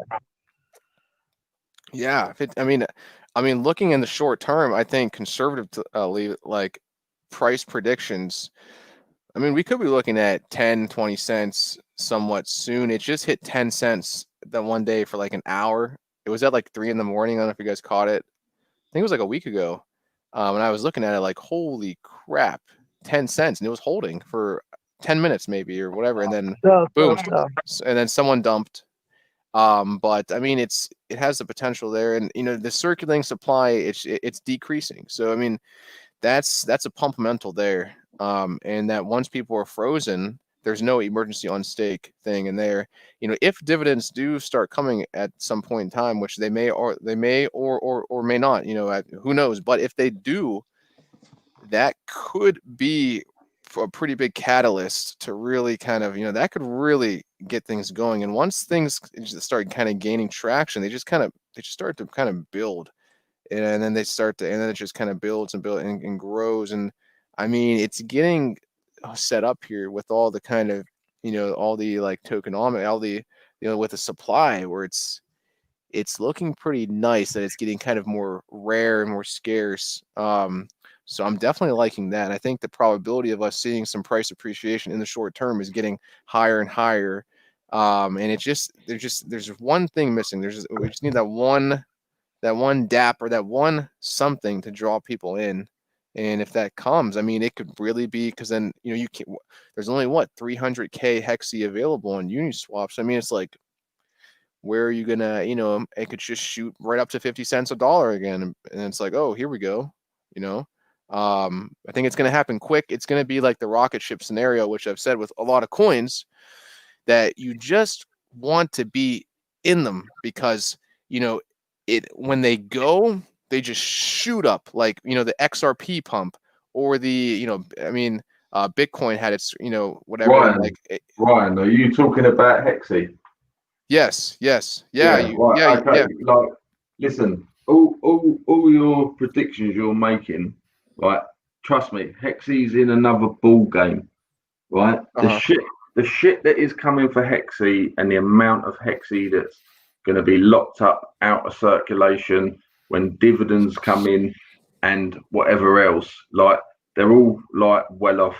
Hexy is like, it's been designed to fucking go to another level, right? Everything I've been doing over the last few weeks is to get as much of that out of circulation.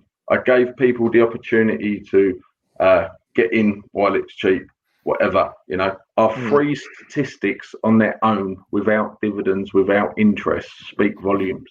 Like, people who are, oh yeah, Hexy, it's a scam, whatever, that they don't understand that, but them freeze volumes on their own speak volumes. 66% of the entire supply is locked or frozen, and at the same time we're offering OTC loans at 50 to 60% LTV rates, better than the best loan companies in crypto. Like, that, this is the other thing. You have to, like, people who aren't taking notice have to take notice of that. We haven't refused anybody a Hexy OTC loan. We haven't refused anybody a 60% LTV loan. to lock up in a 365-day freeze. You know, Mm-hmm. you aren't going to get better rates in crypto than what we're offering, like Mm-hmm. even for Bitcoin, right? Just Mm-hmm. people need to take note of that, you know. And on top of that, there's only 18 million in circulation, you know, in circulation, and we still have control of a good number of them. So at the end of the day, like, it's not going to be too late for people to get involved. What I'm trying to say to people is we're not here to fuck around. You know, what we're saying we're going to deliver is going to be delivered. You know, we haven't fucking, you know, paid out all these dividends. We haven't stuck to our fucking promise with the 10x of the compensation, with the extra 5 million that's going to still go out. You know, we haven't stuck to all these promises and not delivered just to fuck off. You know, we're not doing that. Yeah, and earlier, before I think you got disconnected, I was saying, you know, right when Hexy, I was trying to get the all-time high of the market cap of Hexy, and I think right around V2 we can agree that it was kind of hovering around $6. And I don't know what the circulating supply was at the time. I was guessing 10 million, so I was estimating like the all-time high was maybe 60 million-ish market cap. Would you know kind of right around where the all-time high market cap was? So at the time when we had V1 going, just because the team had 6 million liquid and there was 6 million locked, that 6 million liquid on their own was worth 35 million. Okay. So if you times that by 10 for the fully diluted market cap, it was like 350 million. So there were, so you're doing that off a $10 price? No, I'm doing that off of a $3 price. Off $3. So, yeah, off of a $3 price, the 6 million were worth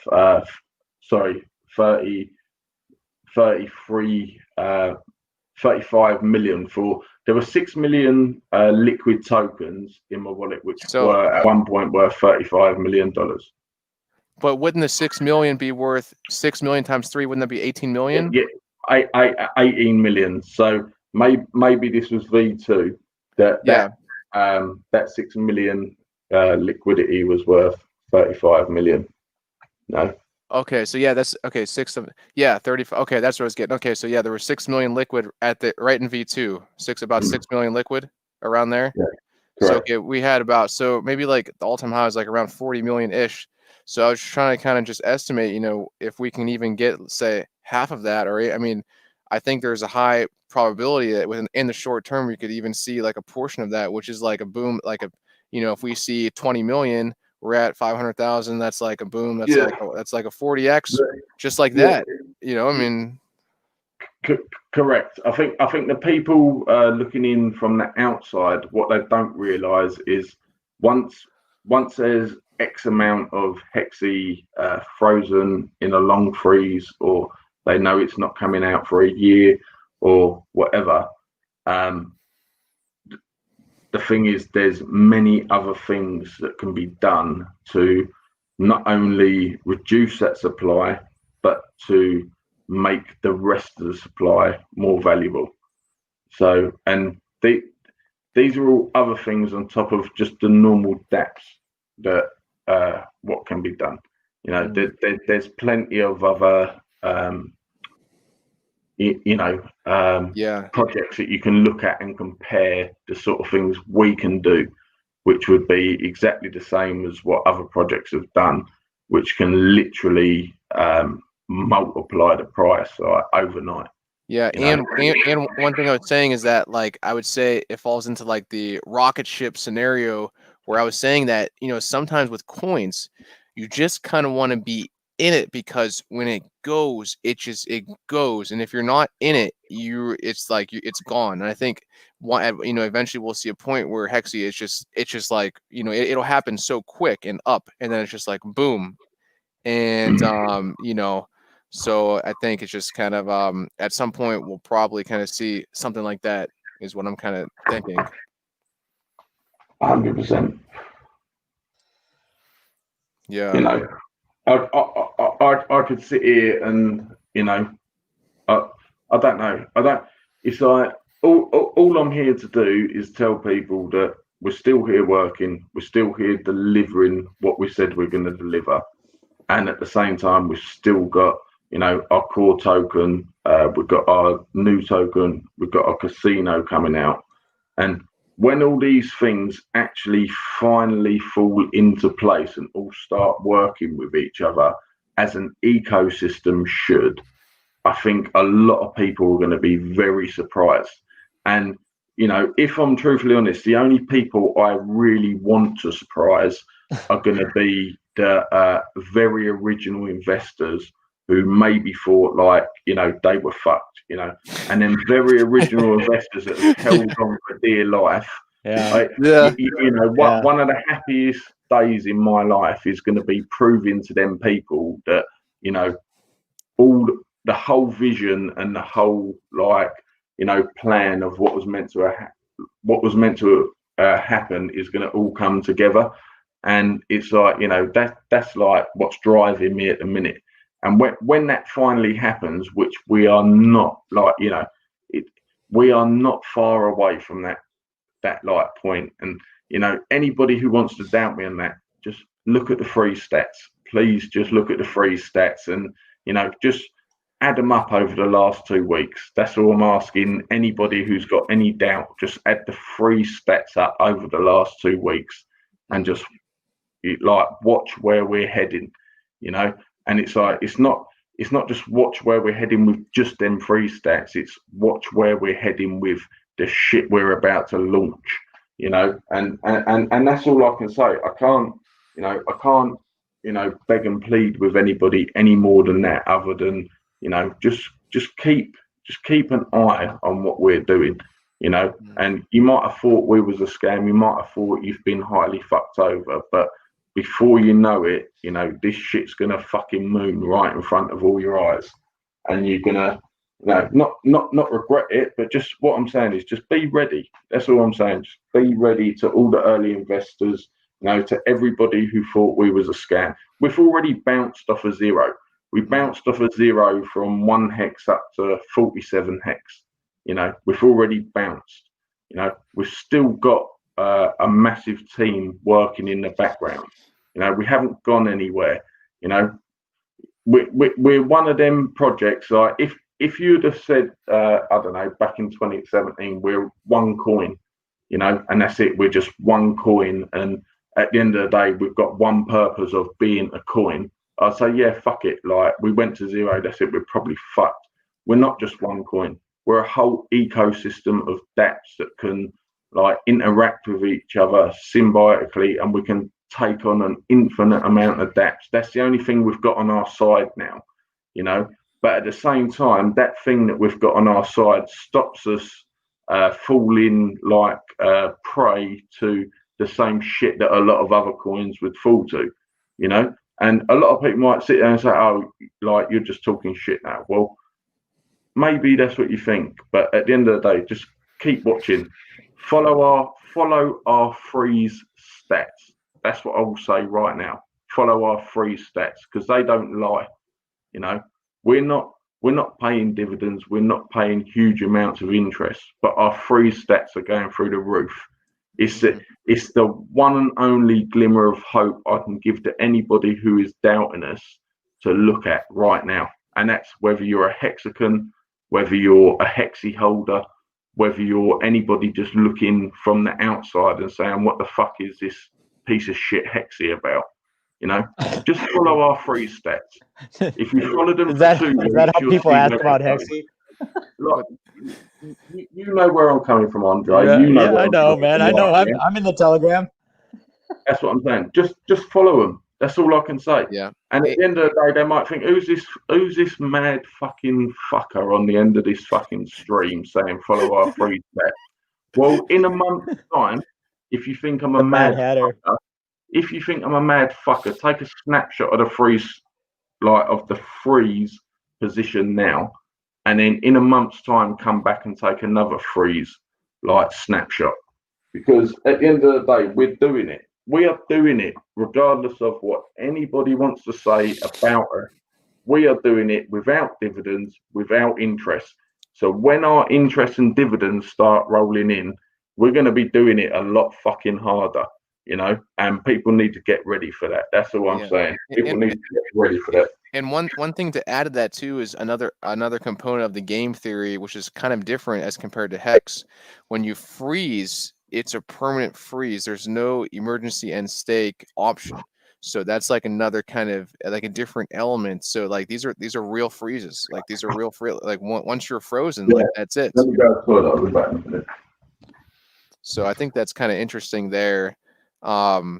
You know, because it's like once it's kind of, especially the longer freezes, you know, the 270 days, the 365, those are like those are really kind of significant freezes that, you know, that portion of the supply is going to be frozen for a pretty long time. You know, so that kind of like adds another kind of pumpamental, or that kind of, you know, having a lower circulating supply. That's, I would say, pretty, you know, price positive. And it's cool seeing that it get down to 18 million circulating now.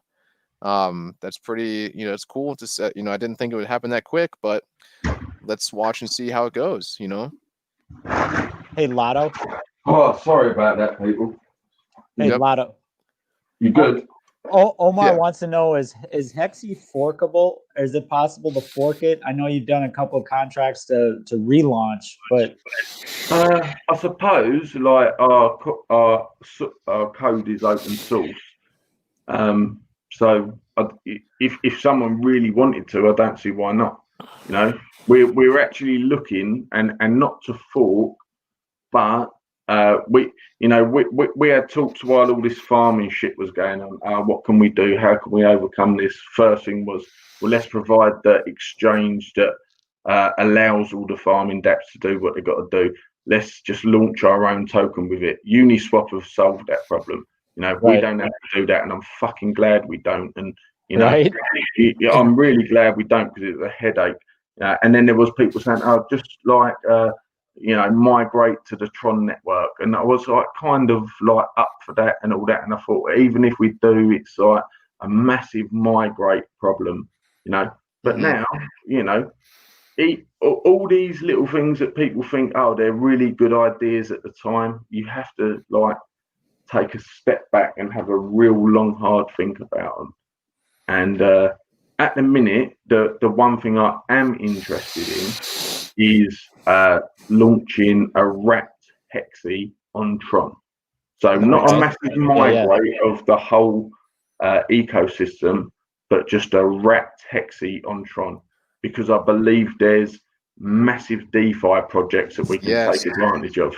I think that would be very smooth. Just looking at how TRON chain and T2X are performing, I mean, people really love it. And there's just something about clicking it, and literally in 1 or 2 seconds, it's done. And it's just like, 100%. Man, it's just like there's something about it that there's a dopamine like rush in your brain that you're just like, oh yeah, that was smooth. And people just, that it draws people in. Really, it does.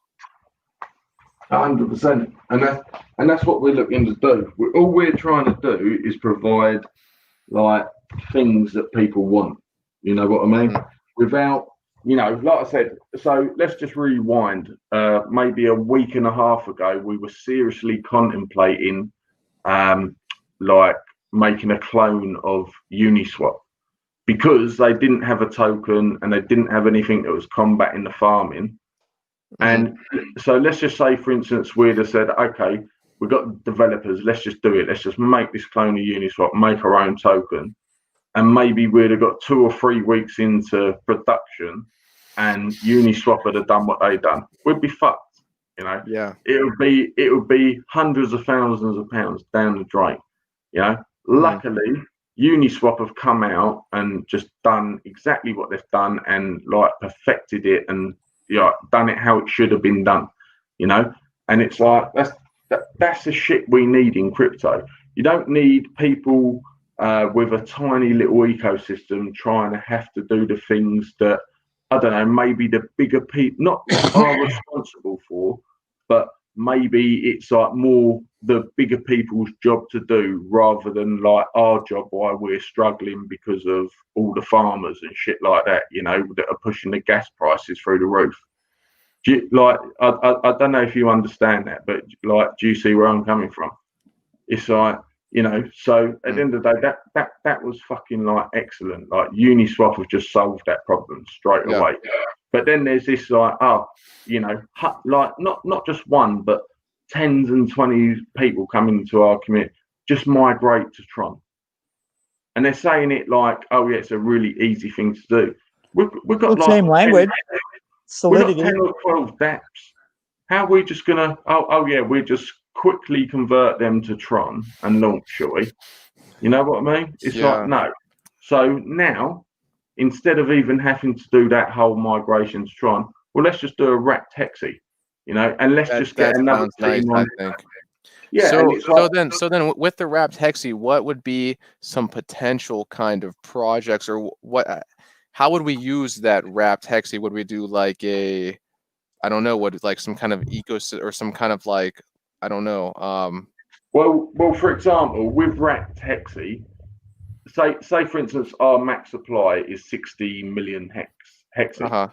Yeah, you can't ever have more than that. So the only people who can go into the wrapped hexi are people that already own hexi. You know, but the beauty that it opens up is if they step into another ecosystem like Tron, where it's hybrid, and they take X amount. Say for we've only got 18 million circulating supply. So let's just say 10 million of that circulating supply step into the Tron ecosystem. Well, there's only 8 million circulating, so straight away we become more scarce, and you know, at the end of the day, and create demand. So if these people step into that system and start earning huge dividends, well, other people are going to want to come and get hexi, and you know, it's going to just create more demand for hexi. You know, so this is all we're trying to do, is just, you know, create demand and do, you know, what we've got to do basically. Yeah, I think that's a cool option. Wrapped hexi on Tron. My first impressions, to me, sounds nice. It sounds cool. It just sounds like another option that isn't gonna take the whole of the hexi ecosystem being converted to the whole of Tron. Yeah, that to me sounds too like we already have our roots down, and you know, ETH is working on things like, you know, and the Uniswap token, like you said, just came out to combat the farming, and like things are being worked on, and people are working very hard on the Ethereum network. Like people are really trying to get this thing right, you know. 100%, 100% agree. You know, and I agree with what the you know, like at the end of the day, you know, the Uniswap system, what they're doing, and the Uniswap team, you know, they're hats off to them, like smashing it. You know, nobody can actually fault them.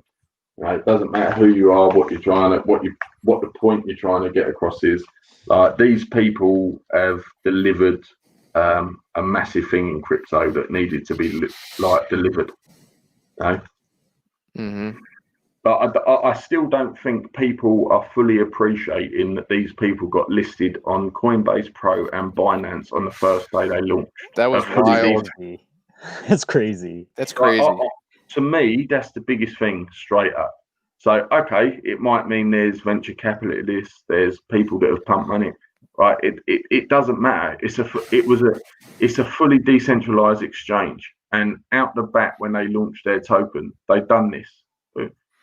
What?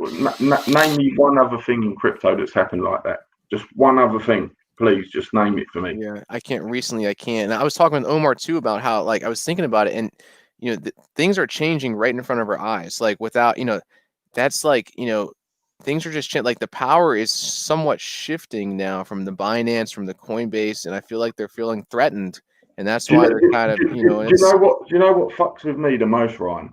Is it's shifting. It's like, is it shifting because the decentralized power have the power, so the centralized people are coming to them, or is it the other way around? You know what I mean? So this is what's fucking with my head. It's like because it is a massive political thing. Like either way you want to look at it, it's massively political. Super, yeah. 100%. You know what I mean? Or Yeah, Or yeah. was CZ and Coinbase, were they part of venture capital? Could be. Well, you said Of course they were. yeah. 100%. Of course they were. Yeah. Yeah, 100%. Because at the end of the day, even though they're centralized and doing all the regulation shit and doing it fucking right or whatever, they know they're getting taken over by Uniswap. So what can you do? You either beat them or join them. But this is what I'm saying. So now it's like, it's like, honestly, it's really fucked up. But I love it. I really love it. I love the situation that it's in, because it's creating these dilemmas where, you know, we know that these decentralized exchanges are literally coming out of fucking nowhere, doing things right, looking after not just like normal people. They're literally giving everyone money for free. You know what I mean? Right. And also, I was thinking, do you see possibly Uniswap trying to kind of imitate what Uniswap has done? I mean, I don't know how far behind Uniswap is, but they ain't got a hope in hell. And this is why it was lucky that Uniswap have done what they want to do. We wanted to launch Uniswap, you know what I mean, which would have been a clone of Uniswap, but I'm so fucking glad we didn't even bother. You ain't fucking with these. You ain't fucking with Uniswap. You know what I mean? They're like, you're just not gonna. And Uniswap, like everybody said, oh yeah, this is gonna be the new exchange. No, it ain't. It ain't. You know, Uniswap have got it wrapped up. They've done everything right. They've looked after the right people. It's flawless. You can't. Honestly, I've never used Uniswap once. Me neither. I've never used it. I don't know. I've just never used Uniswap. But nah, like, trust me, this is what I'm saying. And everybody was saying, yeah, go on, do that exchange, build that exchange, do it. And you can fork Uniswap quite easy, or not fork it, but you can clone it quite easy. But the problem is like, you know, yeah, you could get that clone half okay and all that. Then you got to get the liquidity. Then you got to make incentive to get that liquidity. You know, problem is, like, the problem wasn't there in the first place. What Uniswap done was provide a perfect solution for a scenario where, you know, it was needed, and they executed it perfectly. And I think every single person in crypto right now, especially all the people who benefited from what they've done, needs to take a step back and take their hats off to the Uniswap team. You know, so they fucking smashed it. I love them. I think they're the best thing in crypto since fucking Bitcoin. That's what Lotto, you are really jazzed on these guys, man. I fucking love them. I do. I really love them. You know, because I've stood there like a cunt for these other fucking. I've stood there like a cunt for these other fucking centralized exchanges with a photo or a fucking number or something written on a bit of paper. You know, and it's like, who the fuck wants to do that? Seriously. Yeah. Did I have to do that for Uniswap? No. And not only did I not have to do that for Uniswap, but they give me fucking 12,000 and something tokens. You know what I mean? So at the end of the day, of course I'm going to fucking love them. You know, they're like, you know, we were going to imitate what they're trying to do and add a token. And before we even had the chance to do it, they've brought out a token and smashed it, and we didn't have to. You know what I mean? So of course I fucking love them. They executed everything perfectly. They combated the farming dApps that were ruining our whole ecosystem and every fucking little dApp that was connected to our ecosystem. Of course I love them. They're the bollocks. We need people like this in crypto. You know what I mean? And then not only that, they're connected to fucking Coinbase Pro and Binance on the first day they launch. You know, people ain't sinking this information in, and people are dumping the token on the first day. Keep that shit and hold on to it for fucking hold on to it. It's going to be worse than serious money. You know what I mean? Seriously, it's going to be worse than serious money. Just hold on to it. Who sold on the first day? Hey, shut the hell up. You can buy back in, Ryan. It's only $8.50 now. Yeah. Damn it. Did you check the price of the Uni? Yeah, I've been checking it. I think actually it was on a dip, but I think it's going back up. No, it's been trading in a channel, but the channel is rising. It's rising again, so yeah, it could be going another leg higher. Lotto's day trading that thing. Yeah. Lotto's day trading massive bags of Uni. Maybe I'm a massive cunt and I'm sitting there saying this thing's going to the moon, and tomorrow it's dead. You know what I mean? But seriously, because you're gonna dump it all. Like, if you got a bit of common sense, do you really think that? No. No. I think this thing is perfection, mate. It's like when I said this to people, right? It's the best thing in crypto since Bitcoin. Like, when I say that, I fucking mean it. You know, Uniswap was the best thing in crypto for a long fucking time. Better than Binance, better than Coinbase. You know, yeah, all right, you were still stuck in crypto and you could only trade fucking tokens. You know what I mean? But they've connected with the two biggest centralized exchanges. You know what I mean? This shit's going fucking places. I am telling you, mate. This Uniswap team, like I say, like, I don't give praise easily. You know what I mean? Like, we've got Hex people trying to jump on and say, oh yeah, because of Hex. Shut the fuck up and get back down in your place, you fucking dickhead. Like, Uniswap is nothing to do with Hex. Just, yeah, you provided liquidity, but shut the fuck up. Right? This Uniswap thing, what they've done, it pisses over anything Hex has done. You know what I mean? This is a proper thing that serves a purpose in crypto to everyone in crypto. And do you know what the beautiful thing about it was? It doesn't matter what country you was from, right? If you had like we're all from US and UK and shit like that, right? Where you got the US dollar and we got the GBP. Right? Yeah. Imagine if you was from fucking Africa, mate, and you got 400 uni tokens. Holy do you know shit. what I mean? Yeah. Or from a really poor fucking country, you know. And there's loads of people that are, you know, but they've literally just turned them people's lives around in a day. That's fucking amazing. You know, nobody's fucking like, that's the bollocks. You know, this is the power of crypto. This is what needs to be like held and fucking like celebrated. You know what I mean? But, you know, who's to say that, okay, well, Uni drops a whole bunch of tokens and they want to get everybody jazzed about Uni to get it going.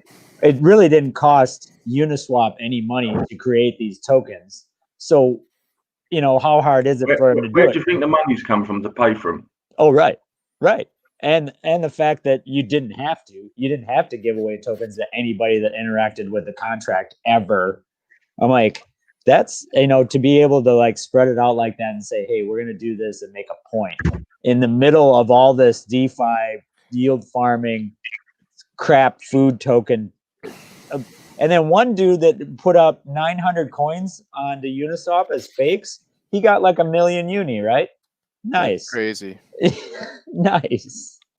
So even the scammers get paid.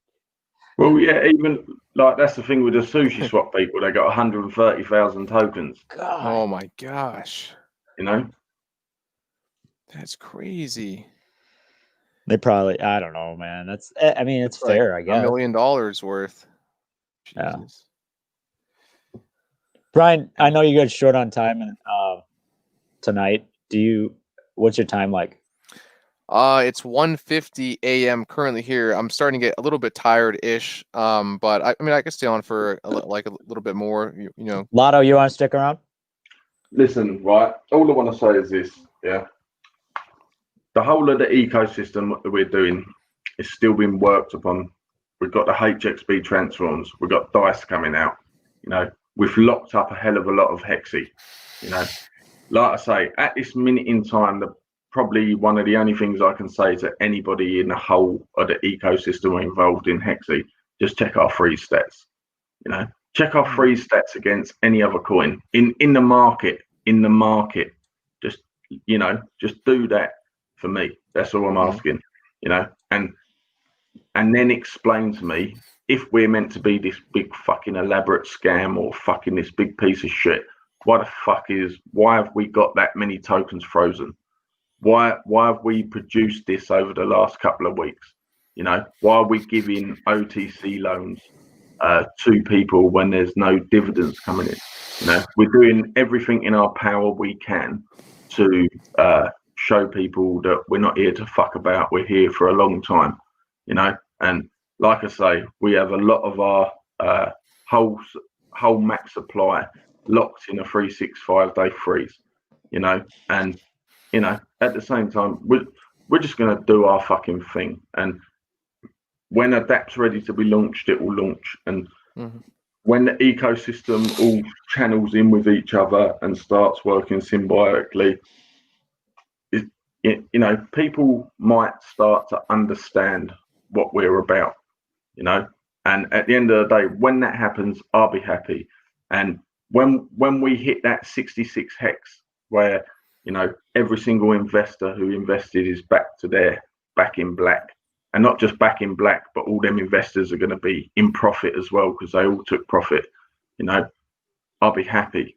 But what I'm actually really saying is just wait until we fucking moon past that, because we're getting very fucking close, you know. And I don't give a fuck what people say about me, what they think about me. I really actually don't give a fuck. Right? Yeah. We are going to the fucking I know that moon. feeling. Like we are going to the fucking moon. Hey, what's your thoughts on that comment there, Lotto? The guy saying $10. Where's that comment at? He just said. I think it's under fucking estimated. Like I'm saying $100. You know what I mean? I'm saying $100. But yeah, I like his style, and you know, I appreciate support like that. But yeah, he said typo $100. There we go. So like, listen, right. You got a fucking bad boy that's behind this project that's going to keep pushing it until fucking the day I fucking die, even if it fucking kills me. You know, I'm not going to start working on any other project. This is my project. This is my baby. You know, I designed this shit, and I'm going to push it for every single person involved. And trust me, we're going to good places. You know what I mean? And we've done probably, I'd say, 75% of the work now. It's all done because it's all in freeze, you know. So stick with us, do what you got to do, believe what you got to believe, listen to the FUD if you want to listen to the FUD, but that FUD's just going to drive me and keep me going, you know. And trust me, over the next fucking couple of months, you're all going to see exactly what I'm about. I'm here to fucking stick around for a long time. I'm not here to fool any of you. I'm not here to, you know, drive any of you down the fucking garden path. I'm just here to do what I've got to do. And once I've done it, I will sit back and chill the fuck out and say, there you go. You know what I mean? We've done it, you know? And that's it. And, you know, I know there's a lot of people in the community that have stuck by us that didn't have to or whatever, and think, you know, the core team fucked off and that. They haven't. We've still got everything. We've still got the liquidity. We've still got the core team. We've still got funds behind us. We've still got every single fucking thing going for us that we had in V1. You know, this is what a lot of people don't understand. We've still got all these things, you know, and we're still using all these things strategically for the original investors. So just stick fucking with us and watch what we're going to fucking do. We ain't leaving anybody. We're not taking any prisoners. We're just going to fucking do this shit, and we're going to do it once and for all. And like I say, once this ecosystem starts working how it was very originally meant to work, people are going to be so fucking surprised. Doesn't matter what all the hexagons want to say about us. Like, when we start doing this shit we're going to do, like, them hexagons are going to be like, what the fuck? You know what I mean? All the YouTubers are going to be like, what the fuck? It's like, it's just going to happen and it's going to take off, you know? But at the same time, like, you know, if you have to listen to the FUD, do it. Listen to it. You know, if that's what drives you and that's what gets you by in life, listen to the FUD. Yeah, that makes me happy. If you want to watch the actual facts of what is going on, look at the freeze stats and keep following them over the next couple of weeks, 3 weeks, a month, whatever. Just keep following them. What, Ryan? You do a spreadsheet a lot. Yeah, every day for Hexy, right? Yes. That shows the circulating, the frozen. Go ahead, you talk about it. T.me/hexystats is the, you know, if you wanted to check it out. But I was just actually looking at it today, and I kind of made some adjustments. I do one for Hex as well, and I kind of just did, and I'm pretty happy with what I did. Some changes today, just kind of like night vision mode, a little bit easier on the eyes, changed up some of the colors.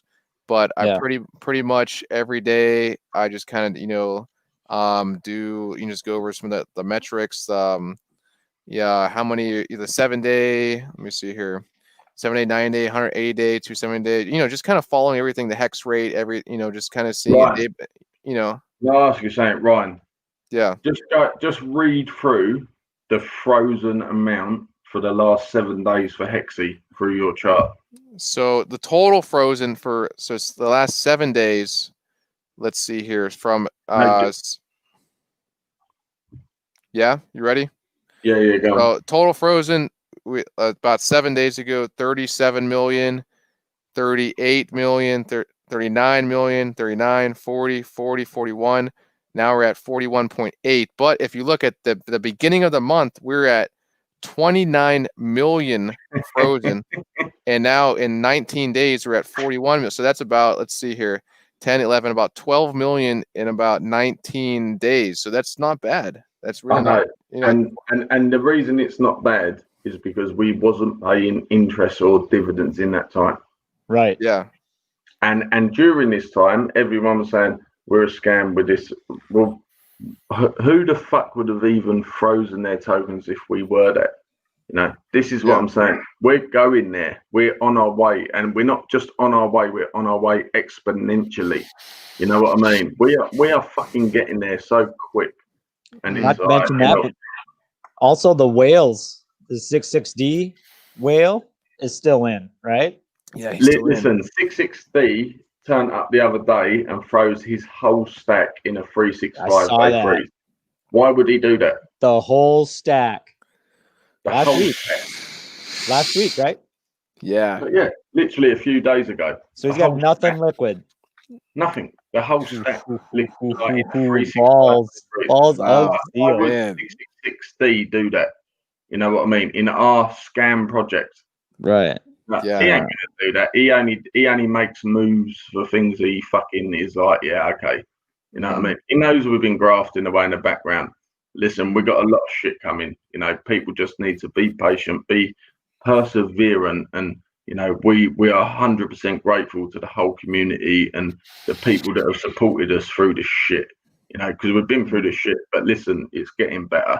You know, and we are like on a massive track to make things like much better as well. So just hold fucking fire, people, and hold tight. You know, let all this uni shit go on because it's like one of the best things in crypto you're ever going to experience.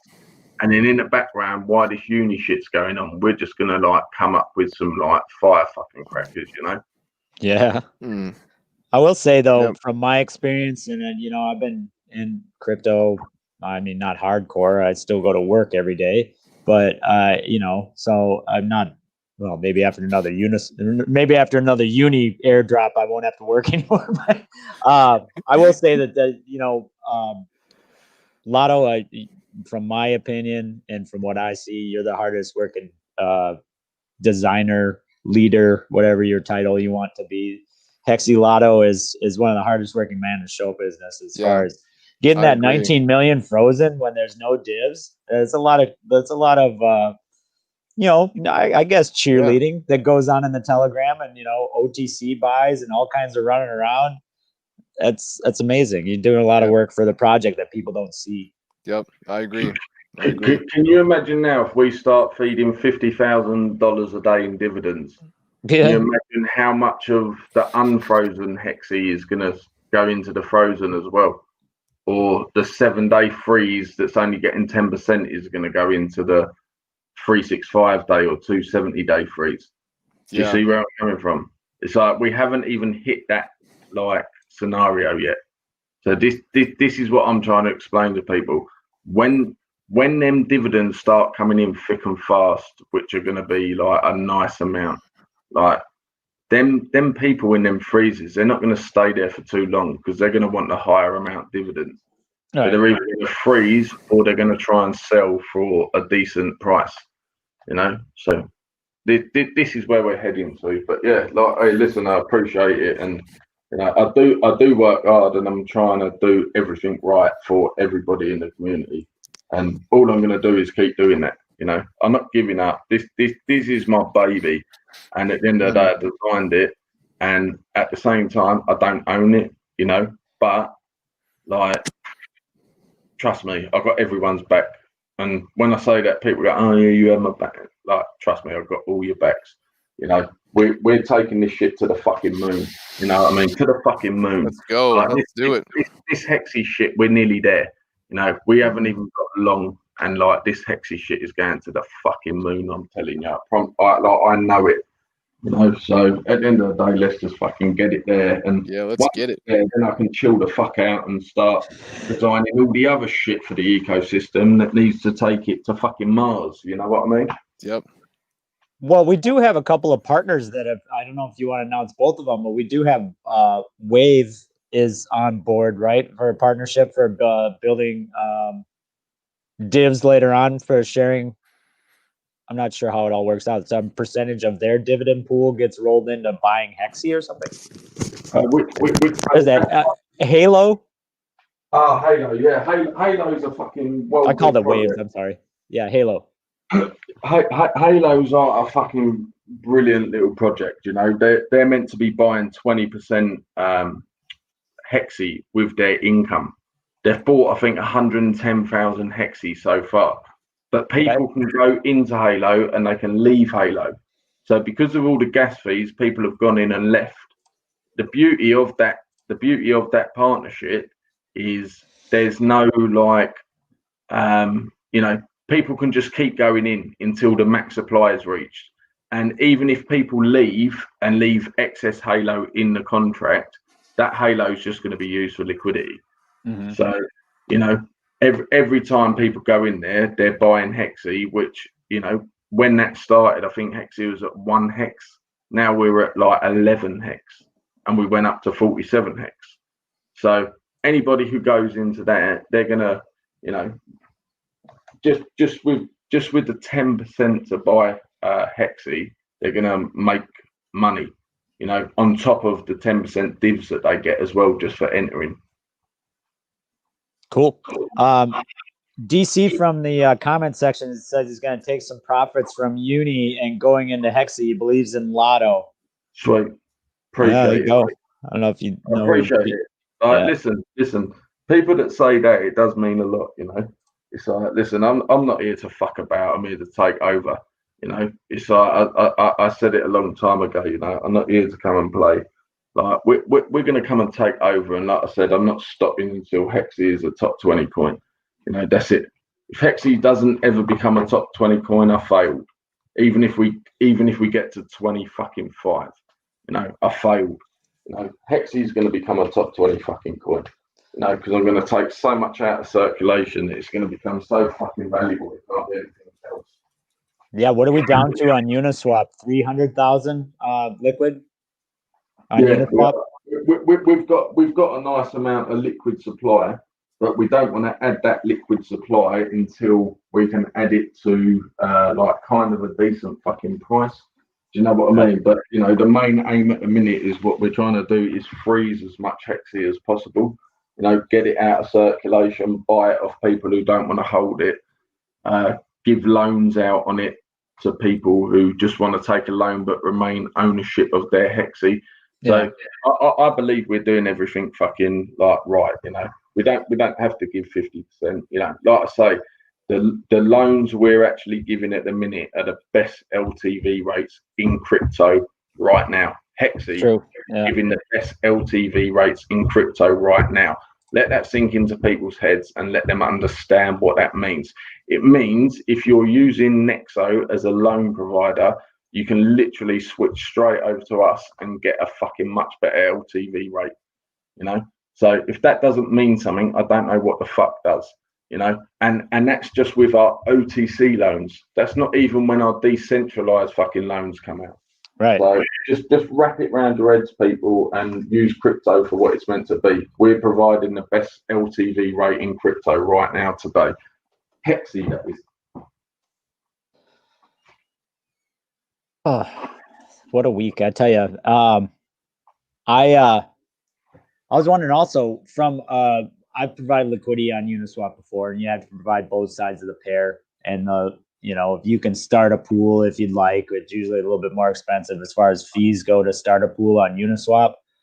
But I was wondering from a perspective as, you know, I know you're not the founder or owner or what have you, but is it easier for you as a big bag holder to add liquidity, or you still have to add, say if you're doing the ETH and Hexy pair, you're going to have to add both sides of that pair, right? No matter what. if you're going to add liquidity to the system, you have to add the ETH or the HXY or eventually maybe UNI down the road. You're going to have to add both sides as a liquidity provider, no matter what. I mean, there's no way around that. Yeah, 100%. Okay. So you're going to have a buttload of ETH or whatever to match, depending on where the price is. When we first launched our liquidity pool, I think we had, I think our liquidity pool for HXY was like $500,000. So that was 250 grand in ETH and 250 grand in HXY. Right. Okay. You know, even if we wanted to right now, even if we had 250 grand in ETH, we wouldn't be able to supply 250 grand in HXY because all the HXY has been put into a 365-day freeze. Okay. And the reason that was done was to take it out of circulation, and basically like incentivize. You know, why do we want it liquid? You know, if people are just dumping it into the market, well, let's just fucking freeze it. You know, let's do what's got to be done. And this is why our freeze stats are going through the fucking roof, because the whole community got behind it and also started doing it. It's not like just a one-time thing where like HXY people have frozen HXY. It's like everybody's done it, you know, and everybody sees the effects that it's having, you know. But at the same time, we've got measures in place. So when the time comes and you know, whatever happens, we can provide good liquidity back for HXY. And at the same time, we're also providing OTC rates for buybacks, and we're also providing OTC loans. So we're not holding anybody like hostage or whatever. We're giving everybody an option, you know, and we're also, you know, offering market value for like OTC buybacks. So at the end of the day, as far as I'm concerned, we're doing everything right. You know, we can't do anything more than what we're doing. And even if we didn't do this and it was just based on the market value, people would still be getting like exactly the same thing, if you know where I'm coming from. Yeah. Omar mentioned that balancer, like you can do a balancer pool, you can go like a 98-2 split. Have you put any HXY on balancer at all? What is that one? I think it's balancer.io. You can do multi-level pooling. You can do like splits, like 90%, 98% one and 10% the other, or you can do like a three-way. No. Yeah. Okay. It's called Balancer. I think it's Balancer.io. Listen, it sounds pretty fucking cool, but I ain't gonna lie to you, right? I haven't used. You got enough shit to do. Yeah, no, I have got enough fucking shit to do, and like I say, you know, I over the last few weeks, the main thing has been just getting the only way I could like legitimize taking HXY off of the market was instantly to freeze it after it come off the market, and that's what I've done. I've bought it off of people. I've done buybacks. I've taken it out of people's hands and frozen it for 365 days.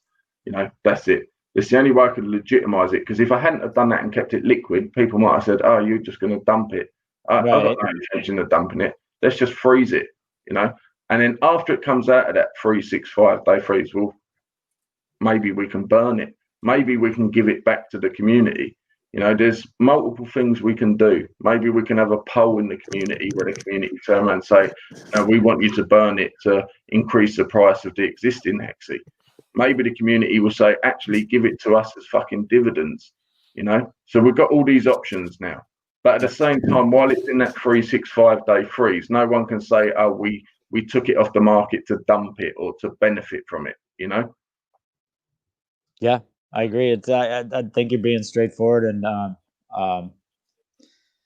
you're really being honest with the community. I know that in the beginnings of the HXY Telegram, that there's a lot of community-driven voting that happened about the direction of where divs were going to go and the splits on divs and days. We got loads of shit from that.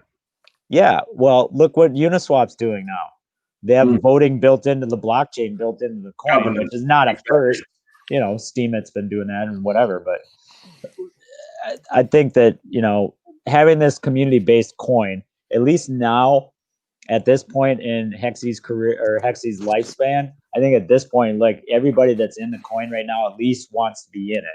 And everybody that had weak hands or had shit to say about it has dumped and they're out. So they'll probably buy back in, but for right now, they're out. Yeah. I don't know. Yep. You know, I'm I back get what here. you're saying. You know, they probably will try and buy back in. And the thing is like at the minute they've sold when we hit the rock bottom, right? And when they will try and buy back in, it will probably be worth like $50 a fucking token or something. You know what I mean? So at the end of the day, like, yeah, they sold and they didn't believe or whatever, and I get it. They've done what they had to do. But listen, we're going on a fucking mission to Mars. You know, and there's nothing that's going to stop it. There's nothing that can slow down what we're doing with the freeze statistics. There's nothing that can stop it, you know, because at the end of the day, people eventually are going to want to sell. And the only people that don't are really fucking strong hands. They're going to let it go to the moon anyway. So we're all cool. You know what I mean? We're all cool. And it's like all the stars are aligning for probably one of the best comebacks in crypto ever. We've already bounced off a zero. For real. That would be crazy if, like, man. For real. 147 hex. So we've bounced off a zero. So we've proved everybody wrong there. Yeah, if everybody wants to sell at 47 hex, let them sell. You know, we can't change that or whatever. But what I'm saying is, you know, once we keep fucking moving, like if just follow the fucking actual statistics. You know, Richard Hart bangs on about statistics and graphs and all that. We'll follow our graph. We've got one of the best graphs in fucking crypto right now. We're not paying dividends. We're not paying interest. And we've got 66% frozen of our max supply, you know? So at the end of the day, just follow our fucking graph. You know what I mean? And if you don't think our coin can moonshot, we're going to fucking more than moonshot. I'll tell you that right now. You know what I mean? We are going to the fucking moon. I promise you. And you know what? We're literally about probably 10 million to 15 million tokens away from doing it. And when we do it, and once we get them tokens into a fucking freeze, them extra 10 to 15 million tokens, what the fuck do people think are going to happen with the other 5 million? We're taking this shit to fucking like out of fucking space. And I'm not fucking about when I say that. People might think, oh, he sounds like a cock or he's too cocksure of himself. I'm telling you what is going to happen, because the shit I've got planned for them other tokens, like that, I'm going to make it too good for you not to fucking sell them. So when you have to fucking sell them tokens, what do you think I'm going to do with them? They're not going to be in existence anymore. You know what I mean? And then all the rest of the supply is in a fucking lock supply. Like, trust me, just watch this fucking space and just stay put. Call me a cunt if you think I'm gonna fail. I don't really fucking give a fuck. I'm just gonna do what I was meant to do originally when I designed this shit for the original investors. And even though investors that come in after, I appreciate everybody who got involved in this project, but just let me show you what I'm gonna do to crypto. You know what I mean? I'm gonna fucking do it, and that's it. It's as simple as that. I'm going to do it. I don't care what anybody says. I don't care if people want to argue with me. I don't care if people want to say, you done it and you didn't do this, Lee. I don't give a fuck. I'm going to do it. I'm going to show you what this shit was about. And when our whole ecosystem starts working, then you're going to realize what we designed. And once that ecosystem is working all fucking fine, and you realize how many partnerships we can take on and what they can do to the ecosystem, then you're going to sit back and go, oh yeah, I get it now. You know what I mean? But we had to go through ups and downs and troughs and shit and whatever else. And I had to prove to people what it was all about and that we weren't a scam. You know what I mean? But we're going to get there. You know what I mean? That's it. We're going to get there. And it doesn't matter whether it takes a month, 2 months, 3 months. We're going to get there. Simple as that. That's all I can say to everyone. You know? I like that quote. The upcoming biggest comeback in fucking crypto. Oh my, that would be crazy. that would be so crazy. Like, man, there were times, I mean, I'm sure a lot of people thought like, oh my God, like it was crazy. I've never seen anything like that. Really, I've never, just with so much drama, FUD, action, fighting, price things going way down, and just like that was crazy. That like and if we can come back and go and survive all that and still like get through that, man, that's strong. That's like People need to strong. look at it like this: we've already 47x from the bottom. Yeah. It's not we even have to explain that we've bounced off the bottom anymore. We 47x off the bottom. We are not dead. That's already straight up one of the biggest comebacks in crypto, because we haven't fucking died. You know what I mean? We have value. We still have value. And at the end of the day, we 47x off the bottom. That's a big fucking jump. You know, and we haven't even fucking started yet. So at the end of the day, like I say, it's like it's not a matter of fucking if, it's just like just fucking hold fucking fire, people. You know, and I'll tell you what, if I don't deliver what I'm saying I'm gonna fucking deliver, then hold me accountable. I don't really give a fuck, you know what I mean? Because at the end of the day, this shit that I'm gonna fucking deliver to you lot is gonna happen. It's as simple as that. You know, and if I don't deliver it, hold me accountable. I don't give a fuck. I hold my hands up and say I didn't do it. But trust me, you know what I mean? This shit is gonna happen. You know what I mean? The statistics are on the fucking wall already. You know what I mean? And there's funding and everything else sitting there ready to take that extra hexy out of circulation. Doesn't matter what people want more than what they paid for it. Well, fucking give it to me. I'll give you more than what you paid for it. Just fucking give it to me so I can lock it in a 365-day freeze, you can. Just give it to me. You know what I mean? Give it to me. Just give it to me. Freeze, I'm going to take so much hexy out of circulation that the only thing it can do is fucking appreciate. You know what I mean? So let's just do it. Let's just get it over and done with. You know what I mean? But at the end of the day, don't stand in my way and tell me that I was a scam or this shit, we were out to fuck you, because we weren't. We was out to make every single person money, and we're still out to do it. You know, I'm still doing it. I'm still battling. I'm still here.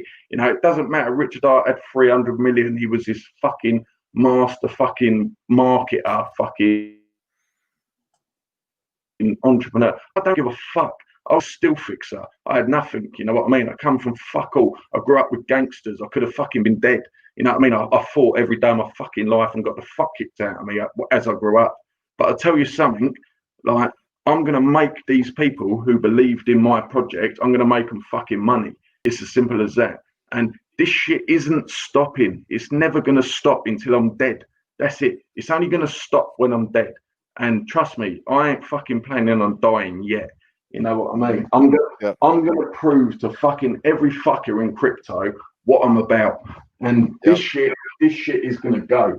You know what I mean? I'm telling you now. And we're 75% of the way there. So I know it's going to go, because I've already done fucking 75% of the work, and I ain't going to stop at fucking 80%.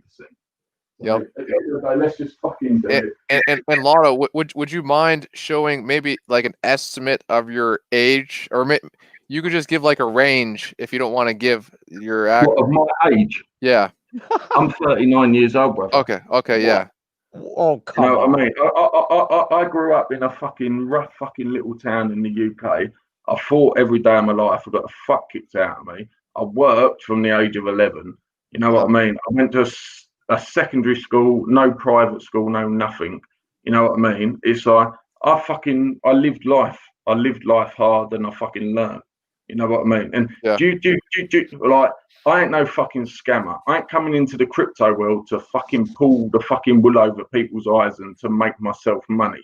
You know, I come into this crypto world to design an ecosystem that I could build on top of Hex that would have made Hex better and would have made people, you know, they could have thrown their spare change Hex into it, where they could have made more Hex than what they put in.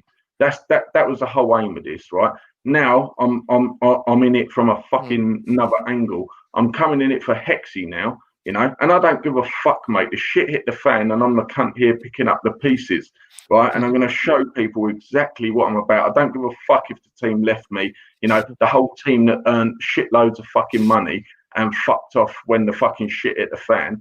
I'm coming here to show people what I'm about, you know, and I'm about to be about, and I'm going to show people exactly what it is I'm going to do, you know. And like I say, in the last few weeks, 75% of what I need to do has already been fucking done. you know. So at the end of the day, don't tell me this shit ain't gonna fucking moonshot. You know what I mean? Because I've only got another 25% to do. So you know, this is it. You know, and we got the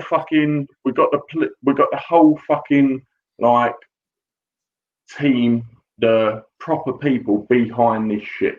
You know, that's all people need to know. The whole people behind this shit are there.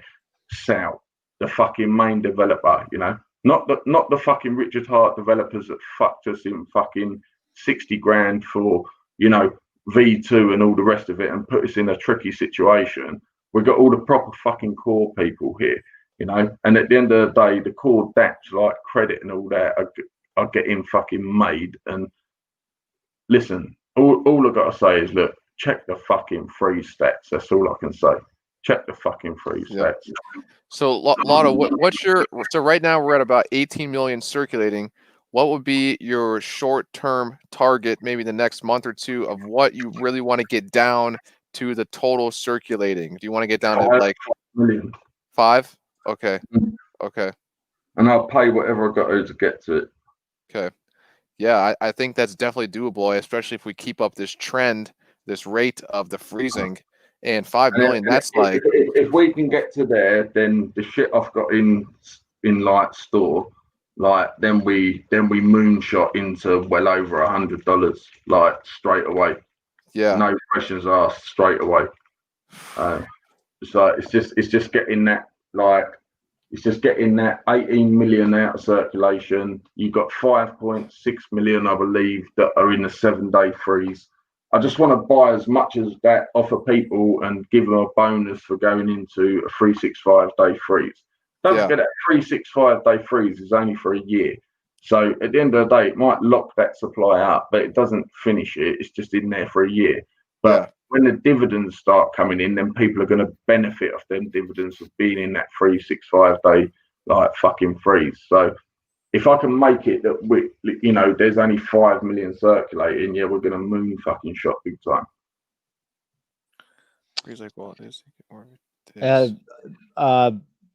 From the comment section, if Lotto dies, we'll effing freeze like Walt Disney and get more divs. What the fuck? I don't know. Is Walt Walt Disney? If I fucking die, all these PKs are fucking taken care of. So it's like not the end of the game. You know what I mean? That's the beauty of blockchain, right? Yep. At the same time, like what I'm telling you all is like the truth. You know? Yeah. Like, and it, like, Ryan, you've studied all the freeze stats over the last few weeks, right?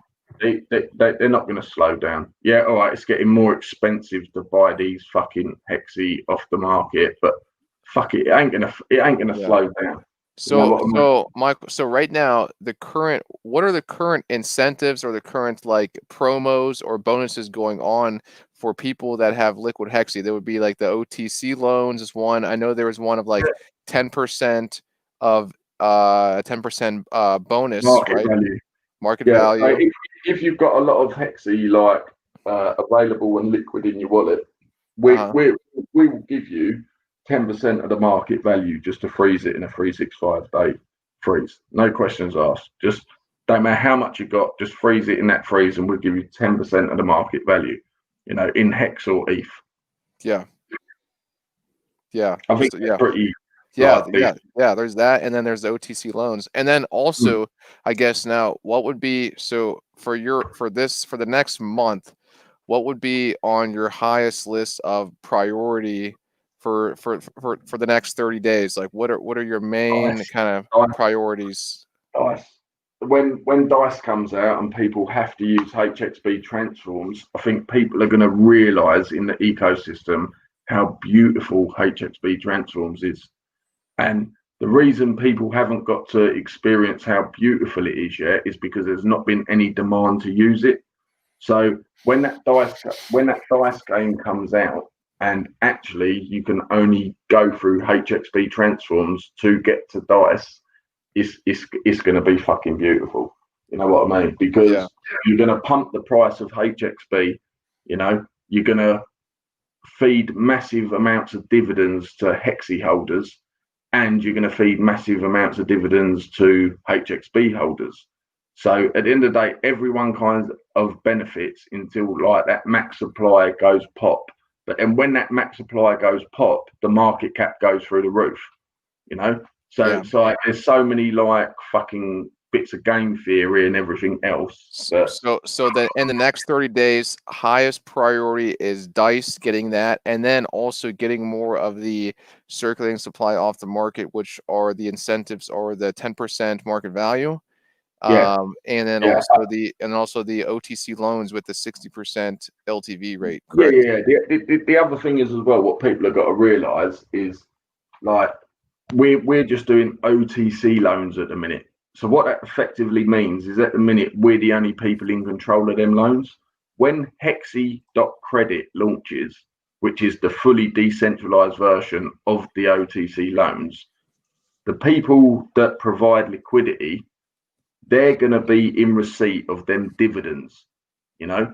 So at the minute, it's only us that's going to be in receipt of them dividends. At the minute, we know obviously there's no dividends, but at the same time, we're putting our money where our mouth is. Even when there's no dividends, we're giving a 50% LTV rate against HXY. So, you know, we have to deserve like some credit for that. But once like HXY.credit, the actual official platform launches, anybody can provide liquidity. Anybody can give like ETH to get them dividends in HXY or HEX, you know. So at the same time, it's like, you know, we've got that, and you know, and every single person that goes in, they will be feeding divs to HXY holders who freeze. Yeah, and also that's a good comment there, the chain reaction of divs. And one example that we can look at too is like T2X, which they've been warming up their ecosystem for a while, and it's just been building and compounding, and now it's to a point, well, I haven't been following it that closely, but I've been really seeing there's a lot of traction in that, and it's just because, you know, once the divs keep coming solid, it just kind of grows. So, you know, I think that same thing could happen to the HXY ecosystem once the divs start coming in and people start compounding it into the ecosystem. Yeah, 100%. Like I say, people like, I can explain HXB transforms as much as like I want till my heart's content to everybody on this stream. People will not see the true extent of that platform until the real life scenario kicks in. And when it does, people are going to absolutely fucking love it. You know what I mean? Because the price keeps going up and the dividends keep coming in. So at the end of the day, and then people can then go and play dice with it if they want, or they can just freeze it. They don't even have to play dice. They can freeze it, or they can compound it and earn more dividends through compounding like HXB. There's so many options you can do with it without having to gamble, without having to do anything. Just use it as a DeFi platform, you know. But at the same time, it's like once the real world like scenario kicks in for that platform, it is going off the fucking charts. And what that will do with that scenario is HXY's going through the roof as well. You know, so it's like I say, it's not a matter of if, it's a matter of just like when. Let us do this shit. Let's get this dice game out. Let me just show you what I've been fucking designing for the last fucking year or whatever, because I'm tired. You know, I've forgotten how many over 24-hour shifts I've done. You know, I've forgotten how many like nights I've spent with Sal saying like, this is what we've got to do. This is, you know. The people who lost faith in what we're doing, like, they're all gonna fucking be sorry, because at the end of the day, this shit's going somewhere. I'm telling you, it's like I'm not coming on here to fucking like brag or anything else. I'm just coming on here to tell you what I've designed, and the people that have done it with me, like, they're gonna get credit for it because it's fucking the bollocks. Like, it really, like, Rich Dark goes on, our HEX is amazing, and HEX, like, what we've designed is the bollocks. It is really fucking amazing. You know what I mean? And it's like probably got a better fucking like outcome than like what Hex can do, and we can do it in a much shorter time and produce much more dividends for people who get involved. So just like, you know, Hex is cheap at the minute. Just like fill your fucking boots, get involved and do what you got to do, because we're literally like about to fucking show you how it's done. And that's it. That's all I'm going to say. We're literally about to show you how it's fucking done. I like your passion, man. I really do. Yeah. I think it gets me fired up, and you get people fired up in the chat. Yeah, I'm ready. And there's no divs. What the hell? Exactly. I'm saying it. That's how confident I am. I'm saying all this shit with no dividends. You know, I've managed to get over 66% of the fucking entire max supply frozen with no dividends.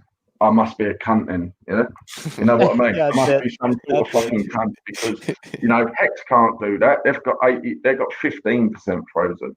Well, we've got fucking 66% frozen with no dividends and no interest. So, like I say, just fucking watch this space. Let me prove to you what I'm going to deliver to every single person who ever doubted what I'm about or what I design. Let me just do it. And if it takes a week or if it takes 2 weeks or fucking 3 weeks, just give me that fucking time. It's going to happen. It's as simple as that. It's going to happen. And I've got no doubts. I've got no qualms. Nothing. I don't have anything against anybody who disbelieves what I'm saying. All I'm saying is the freeze stats prove what I'm saying. And, as them freeze stats continue to keep going up and whatever else, and as we continue to buy in that Hexy off the market and freezing it for 365 days with no questions asked, everything I'm saying is just going to keep coming further into fruition. And then when we release our dApps and then they really fucking kick in, it's like, then I'm going to show you what I'm about, what I'm about, what the designer of this ecosystem is about, not in an egotistical way, just to say, this is what I wanted for all of you, 6 months ago, and it took, it took longer to get here, but this is where we're at now, and that's it, and then once it comes, just fucking enjoy it. Just enjoy it and use it and do what you got to do with the fucking ecosystem and make your money, take your profits, fucking do what you got to do. Just buy some fucking Hexy because every time you buy Hexy, relax. Buy Hexy. Relax and divs. Relax and fucking Hexy. You know what I mean? We're going to the fucking moon and nothing can actually stop us at the minute. We're indestructible. But because people from the outside are looking at the price of Hexy today, they're not looking at the statistics of what's happened over the last 2 weeks. And if you multiply the statistics over the last 2 weeks into the next 2 months, nothing's fucking stopping us. There's nothing stopping us. You know what I mean? We're going to be one of the best projects in crypto. I'm telling you now.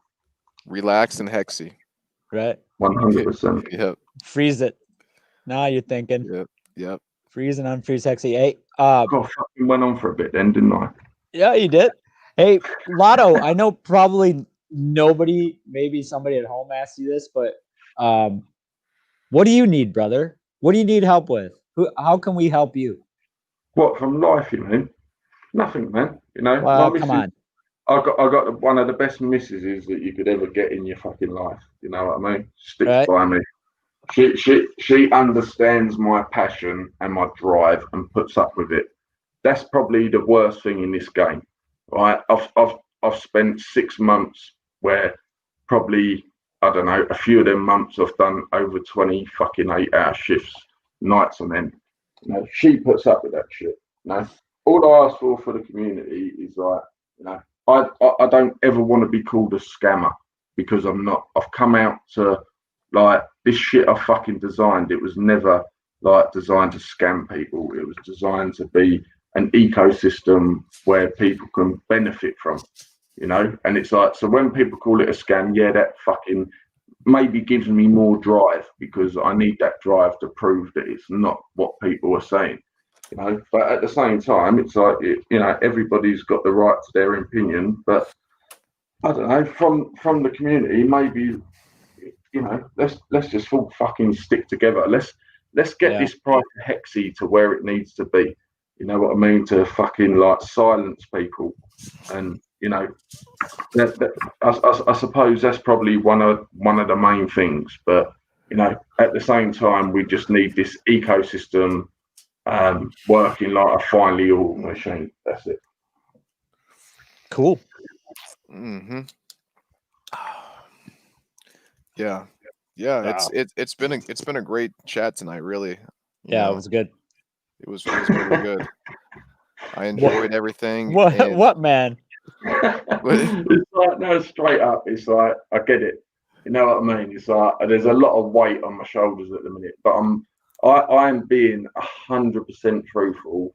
Like the way I talk, everything I mean, my morals. You know, I'm not a cunt. I'm not a scammer. You know, I'm coming in here to fucking, like, I've designed this shit and I'm gonna make it fucking work. And that's it. That's where I'm coming from, and that's it. You know, I can't say any more than that. You know, let's get on with it and get it done. Let's get 15 million more hexi frozen in a 365-day freeze. Let's do it. That's the next thing. You know, and then once we get there, we're moon fucking shotting. You know what I mean? So at the end of the day, let's just do that. Let's get 15 million more hexi frozen and shut every fucking wanker up that could be shut up. Because once there's only 5 million hexi fucking circulating, no one can say shit. We're going to the moon whether they like it or not. Yep. So how do people get in touch with somebody that can help them out with moving their freezes around? Can you move? Do you have the ability to move somebody from a 90-day freeze to a 365, or do they have to wait? No. You gotta wait. Once that freeze is set, that's it. It's set. Yeah, hear you.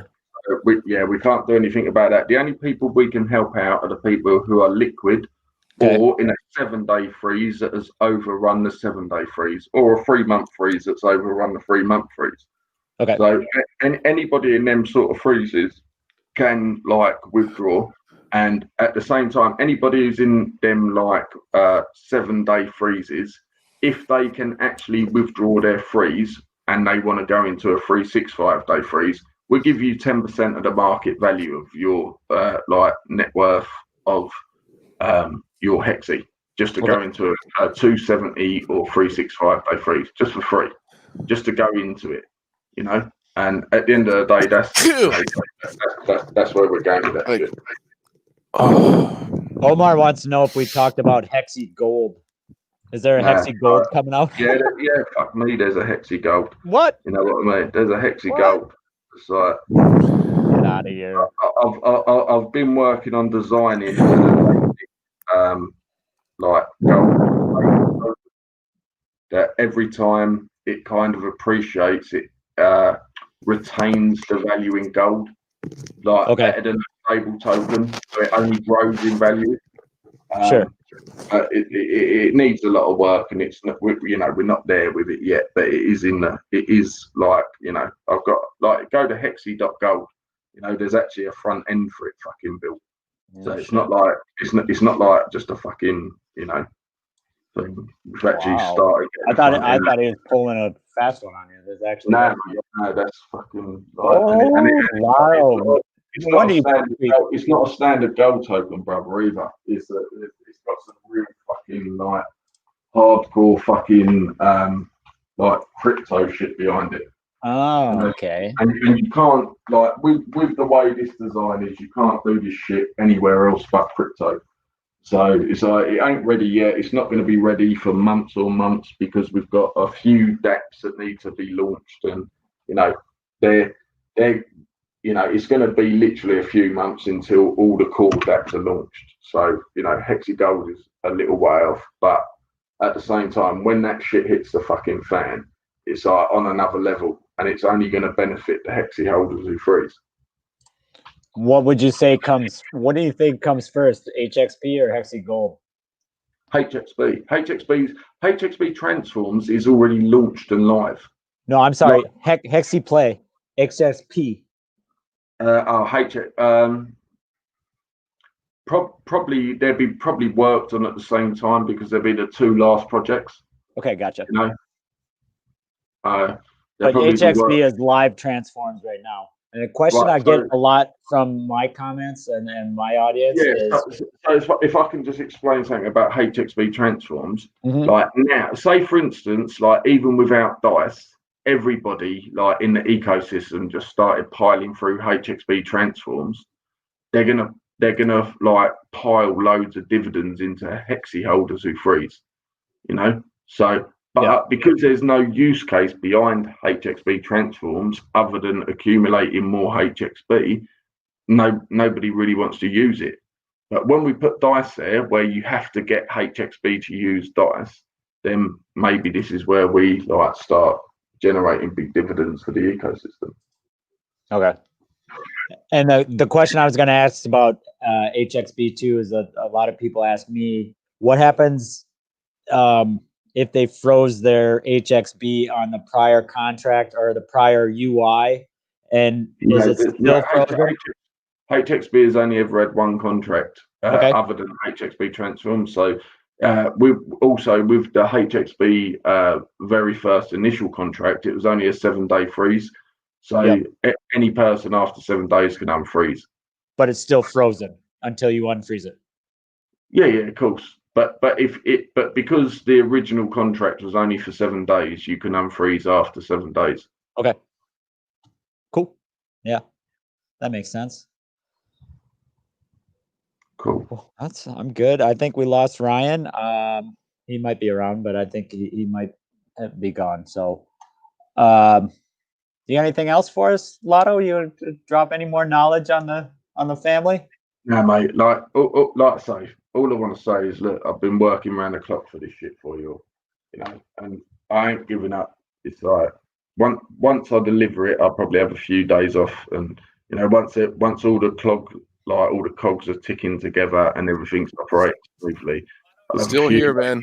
Hey, bro. Yeah, I'll have a few days off, and then after that, like I say, we're just gonna fucking moonshot. You know what I mean? Like, we're already on the way there.